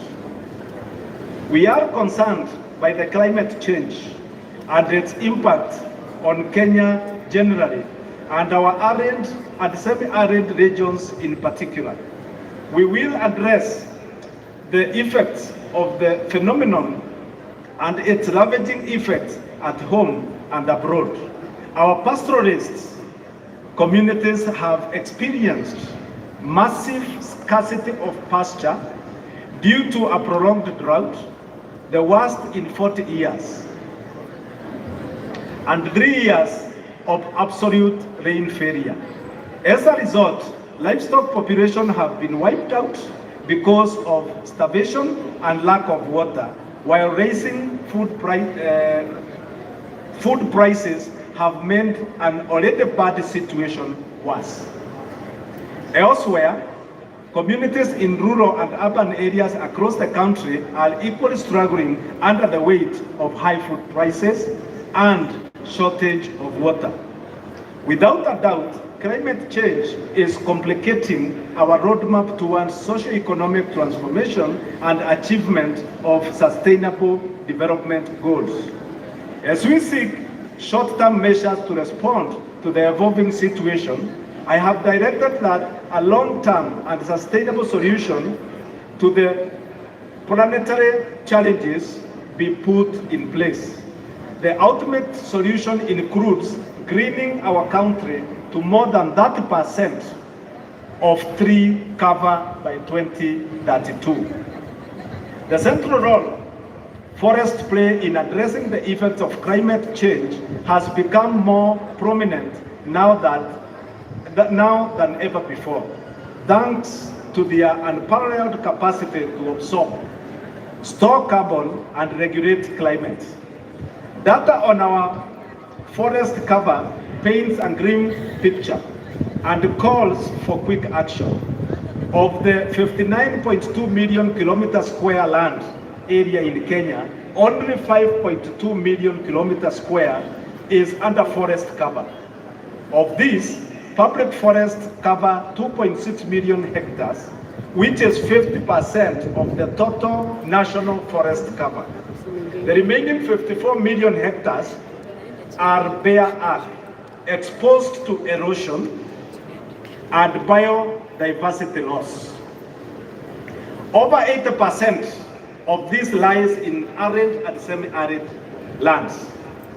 The 10 counties with the highest forest cover are Nyeri, Lamu, Vihiga, Kirinyaga, Elgeyo Marakwet, Meru, Embu, Murang'a, Kilifi, and Nyandarua.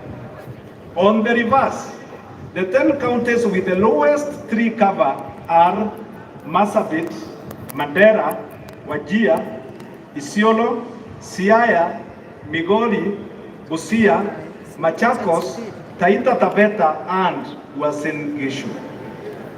I call upon the Council of Governors to facilitate more discussion to achieve parity in tree cover by using peer-to-peer learning and exchange of information. The government will champion the transformation of forestry and rangeland restoration to support the greening of Kenya and to combat climate change. We are at the final stages of designing a special presidential forestry and rangeland restoration acceleration program. It is being prepared by the Ministry of Environment and Forestry and various experts and partners in government, UN organizations, NGOs, and academia.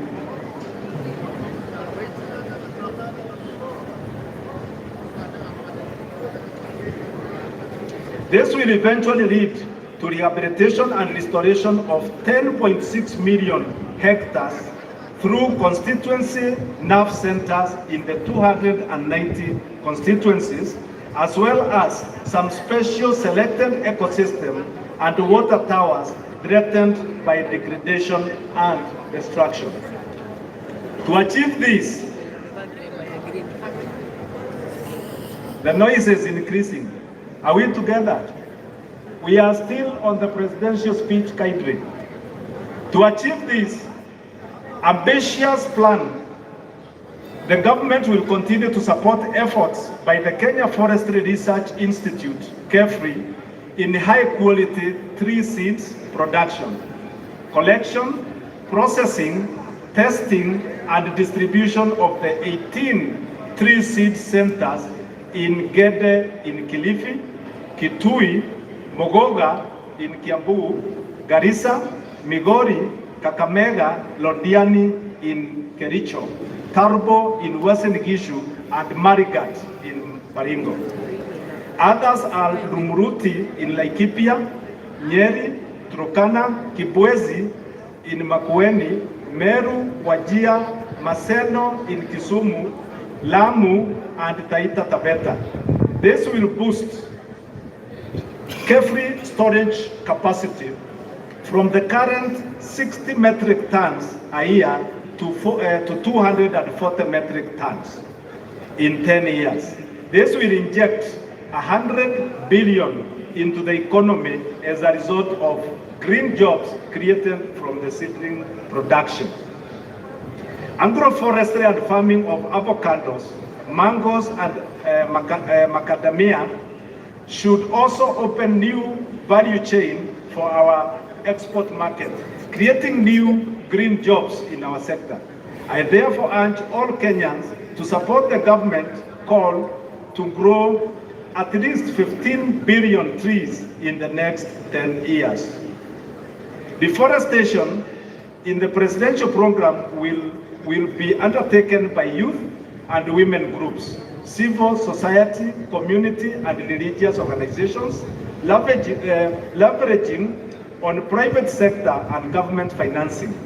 To ensure sustainability funding, Kenya is developing policies and strategies to tap into the global carbon market opportunities accessible through carbon trading.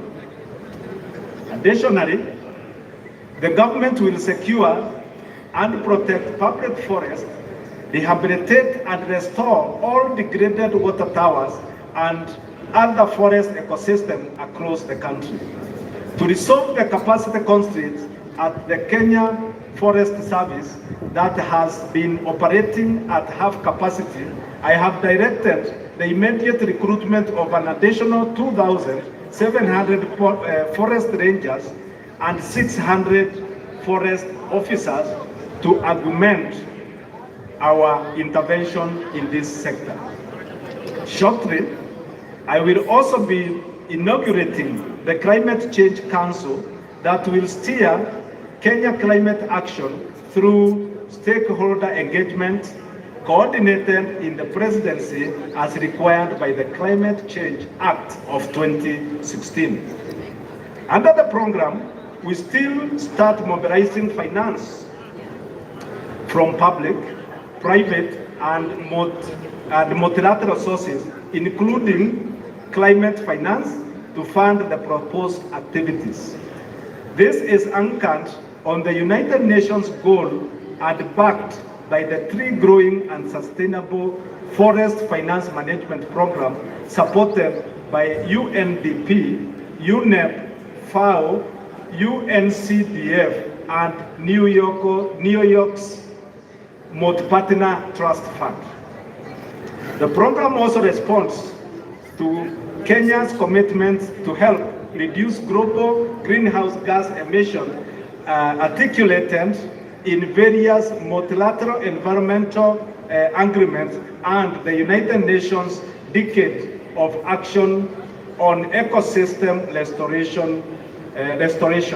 Kenya will rally the globe towards more ambitious climate action in the next month, 27th UN Climate Change Conference at Sharm el-Sheikh in Egypt. In an increased interconnected world, our well-being depends on the engagement with our neighbors, continental fraternity and international partners. In all these arenas, Kenya has continued to be dependable ally, faithful friend, and effective partner, ever committed to win-win bilateral as well as multilateral outcomes that achieve mutual gains for the benefit of humanity.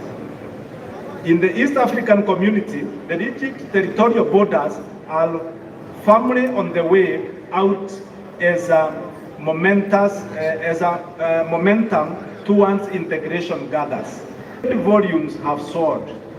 The community is becoming even more tightly connected with infrastructure system crisscrossing the member countries.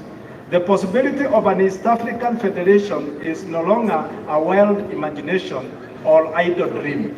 It is no longer a matter of if, it is a matter of when. In recent days, I have been to our sister countries in East Africa to take care of mutually beneficial regional business. In Ethiopia, we launched Safaricom Ethiopia telecoms, money business, which expanded Safaricom and M-Pesa regional footprint, dispersing ICT innovation and deepening the revenue base of the company. Simultaneously, Safaricom became the largest foreign investor in Ethiopia and in Kenya's biggest foreign investor abroad.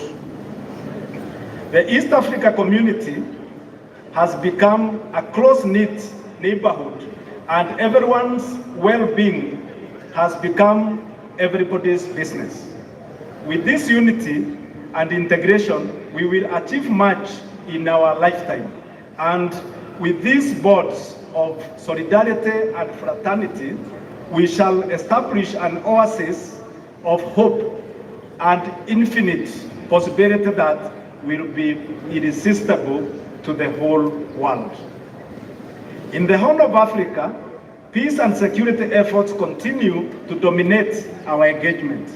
They are important components of a broader strategy to recover stability in what has become a truly rough neighborhood. Countering violent extremism, controlling the illegal movement of small arms, peace building and peacekeeping initiatives will continue to dominate the agenda. The conflict in the Tigray region of Ethiopia, which according to reports from the Office of the United Nations Secretary General is escalating, is a great source of concern for our region. Kenya shall continue to play its role by making such contributions as is required of us by the Africa Union-sponsored mediation effort. The sooner hostilities cease and face-to-face talk commence, the better for the region. The region is experiencing its 5th season of severely low rain due to climate change. As a result, mitigation strategies, resilience building initiative, and climate change management programs have been urgent. The pressure on the capacity of regional states has never been greater. On the continental stage, we have sustained our plan, our Pan-African credentials since the dawn of African unity. That is why various frameworks of the African Union find expression in our domestic agenda. The Africa Union's Agenda 2063, for example, is part of our economic development agenda. We are committed to maintaining our Pan-African obligation to meet the demands of the fast-evolving global circumstances. Kenya is committed to pursuit of trade-driven Pan-Africanism as the best means of rapidly delivering shared prosperity throughout our continent. As we open up our borders and expand the scope of collaboration beyond traditional economic blocs, the vision of a continent-wide free market has become a reality. Kenya is a champion of the African continent free trade area. Beyond ratifying the instrument, establishing it and domesticating its framework, Kenya has been a consistent participant in efforts to make AfCFTA a reality. We see this as the pathway that guarantees inclusive African economic growth and sustainable self-reliance.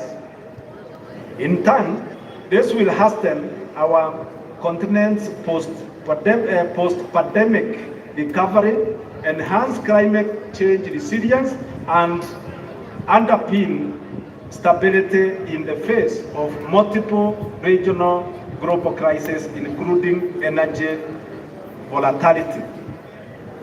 Our national AfCFTA implementation strategy envisions Pan-African free trade as a vehicle of empowering small and medium enterprises. Beyond our continent, Kenya continues to pursue a robust economic policy of economic diplomacy. We are continuously aligning our strategic interests with the welfare of our people. Therefore, we are focused on finding opportunities for our people and deeper trade relations around the globe. We are receiving encouraging returns on our efforts. This week, our international port of Lamu scored a shining first with the export of livestock from northern Kenya to the Sultanate of Oman. This signals the opening up of tremendous opportunities for the pastoralists in our regional communities who deserve relief from the devastating losses of ravaging drought. We also remain devoted to our strategic engagement with key development partners like the United States, which is now Kenya's premier trading partner, as well as the United Kingdom, which for long held that position. The European Union, Middle Eastern nations, the Far East, including China and Japan, and indeed many other parts of the world. Kenya's diplomacy is deliberately shifting into emerging opportunities. We are prepared to exploit the potential of the blue economy and the fast evolving digital universe to position our young generation as competitive global players. Kenya's commitment to multilateralism is a fundamental plank of our diplomatic strategy and foreign policy. This has defined our international outlook since the advent of the self-government and full sovereignty. We have hosted several multilateral institutions and aspired to receive more. Kenya has participated in many multilateral undertakings, including humanitarian missions, international peacekeeping, and pandemic responses. We join other nations of the global south to advocate democratization of global governance and to invest the multilateral system with higher moral imagination. We believe that global governance must reflect the values it claims to advance and protect. To effectively drive our diplomacy and international engagement, Kenya has unified and clarified its policy in our Vision 2030 and our government's fifth pillar plan for socio-economic transformation, the fifth East Africa Community Development Strategy, African Union Agenda 2063, and United Nations Sustainable Development Goals. The purpose of this alignment is to ensure that we forge a path for the achievement of our objectives of enhancing the well-being of humanity. We have warned the international community about global fertilizer shortage and the risk it poses to global food shortage. Whether we are speaking at the United Nations Environment Programme in Nairobi or the UN Oceans Conference in Lisbon, our commitment to enhancing climate change responses is strong and vocal. Kenya advocates post-pandemic solidarity on a global scale to avert economic crisis in the wake of COVID-19 by mobilizing international partnership in cooperation for recovery and resilience. This extends to the need to ease the debt burden of economically vulnerable developing countries and to afford them liquidity and physical space to manage shocks, enhance social investment, invest in climate change, adaptation and mitigation, address security needs, and finance development. As an anchor state in East Africa and the Horn, Kenya has sustained its robust efforts to achieve lasting peace and security. We have also used the opportunity to serve at the United Nations Security Council to give priority to the regional peace, counter terrorism and violent extremism, support peace operations, and to further the climate and security agenda. We consider these contributions to be crucial in building a safe and peaceful world that is safe and conducive to human flourishing. Kenya is a good neighbor, true friend, royal ally, dependable partner, and hard-working member of the international community. It lives up to its strong value system, fluently articulating the ideal of compassion, solidarity, justice, freedom, and sovereignty. As a nation, we project and amplify values and principles familiar to each one of us and which form the heart of our constitutional system. Greater fidelity to the Constitution and better compliance with its mandates and the principles will not only make us better citizens, but world patriots. It will make Kenya a stronger nation. We therefore have a duty to respect, uphold, and defend the Constitution. The nation-building enterprise enlists all citizens to recognize their stake in making and keeping Kenya great. Patriotism is a bottom-up affair. We are called upon to stand firmly on our values and strengthen our resolve to wage war on poverty and inequality by pursuing inclusive growth. Our aim is to remove all obstacles and bring down every barrier to progress. By celebrating our values, we honor our heroes.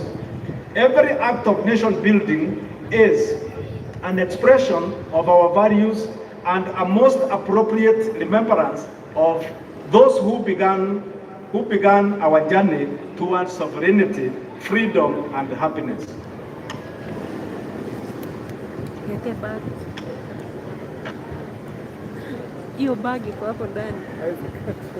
This is a time for action. The opportunities to contribute to this historic project are limitless. It is time for us as citizens to play our part in making the Kenya we imagine come true and to turn the nation we dream of into our lived experience. This moment calls for the exercise of all our abilities, talents, gifts, skills, and strength in pursuit of national as well as personal self-actualization. It demands that we demonstrate the patriotism of a new age and express the timeless value which unite us with our heroes and heroines. We are endowed with far greater capacity today than ever in our history to pursue and accomplish our feats. Our predecessors, with far modest means, nevertheless scored monumental triumphs. There is absolutely no ceiling on our dreams, no limit on our determination, and no barrier to our collective power. Nothing stops us from becoming what we wish to be, and nothing can stand in the way for our resolve to drive Kenya to its destiny of glory and abundance. I stand here, therefore, on this sacred ground, where we first raised our proud flag at the dawn of freedom, where we made a covenant to honor the glorious triumph and fine example by embracing their values and serving our nation, to rally every Kenyan to rise up. This is our moment to get up. Work hard. Take our chances. Chase our dreams. Knock our doors and explore possibilities. Because the horizon of our destiny is draped in the splendor of our vision. And before us lies potential of a magnitude never before imagined. It is all ours for the taking, and I know we are ready for it. It is our time. Happy Mashujaa Day. May our heroes continue to inspire us, and may our national values ever remain the true north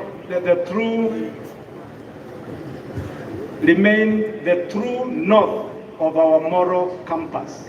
God bless you. God bless Kenya. Thank you.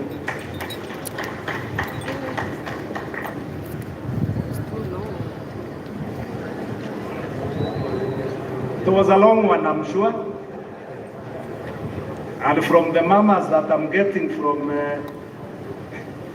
the audience, this tells me we were together. So I wish to I just wish to make one or two comments, because the presidential speech is the climax of the celebrations, which we have been able to go through. But coming back home, I just wanted to make 2 or 3 issues. First and foremost, I want to join hands with the Honorable Governor on the issue of creation of the cultural center. As he said, it is long overdue, and I am happy that you have promised to take it up. I want to assure you that we shall offer all the necessary guidance as the national government in ensuring that we set up the cultural center. The other issue I wanted to echo is on the issue of the street children and the street children. Let me deal with that first. I agree with you. This is an issue that we attempted handling with the last administration. We put quite some effort into it, but unfortunately, we did not succeed. I am happy that you have identified it. Welcome with open arms. We shall give you all the support that you need. We have all the necessary departments of the national government who directly deal with the issue, and all we require is just a support, some support from the county government, and we shall make it a reality. In fact, I want to tell you, we even have the register. We know who is where. But the unfortunate thing was, where do we take them? I am happy you have promised to tackle that issue. Where do we momentarily take them? And I want to say, they should not imagine that it is the responsibility of the government to give them a dwelling. Our removing them from the streets to the holding centers are temporary. Not that we are removing them from the streets to give them a permanent dwelling. It will just be a holding ground as you take your velocity to where you belong. It is your responsibility to decide where you want to live, but you cannot decide to live where others are not supposed to live. So we shall handle it together, and I believe we shall succeed this time. The other issue is rightfully how you put it on border. Border sector, I agree with you, is a very important sector. It's a sector that most of our youth are benefiting from, but time has come that we have now to reorganize it. You cannot afford, you cannot go far if you are operating in an amorphous way. We shall join hands with the county government, organize you into these good groups we shall also put some order on the routes and the stages.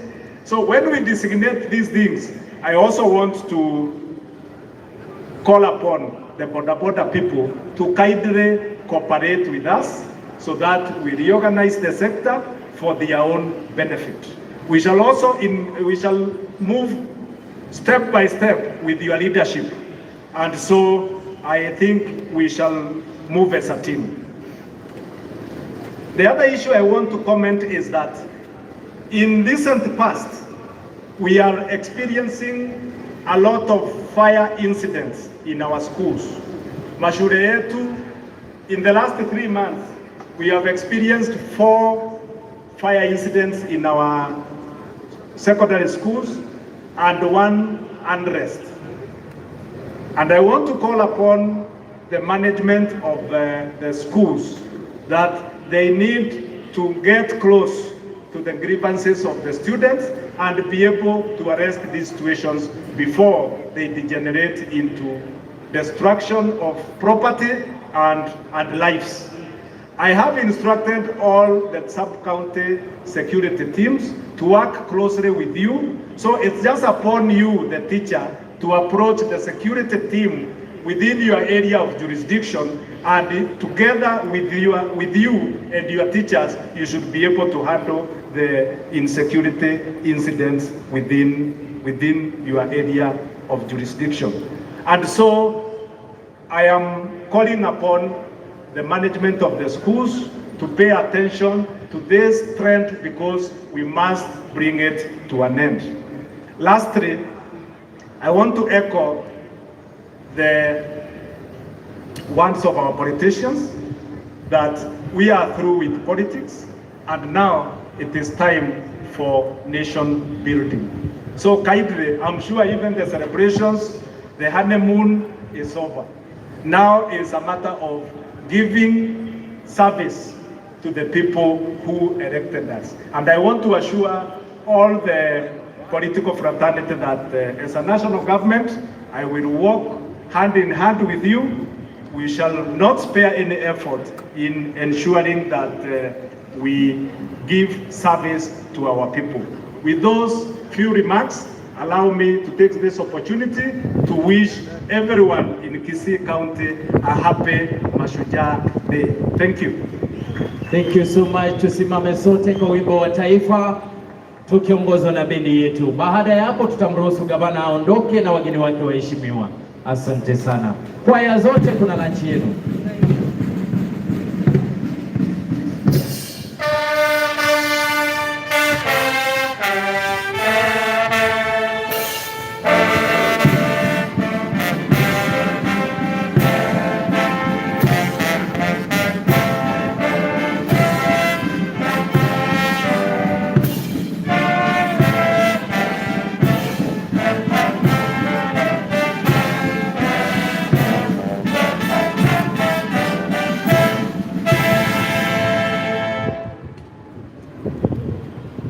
Asanteni sana Your Excellency pamoja na wageni waheshimiwa. Sasa tunaweza kuketi na tuondoke taratibu. Gari ya gavana itatangulia, halafu gari ya deputy governor, county commissioner, tukiendelea namna hiyo. Kwa hivyo maafisa wa usalama, hakikisha mmefungua barabara ya wageni kuweza kutoka. Kwaya zote tumeambiwa pale katika mkono wangu wa kulia. Kule kwaya zote. Gavana anaondoka, tafadhali fungua barabara, alafu atafuatwa na ma-MCA kutoka nyuma wakielekea pale. Gavana anaondoka, county secretary deputy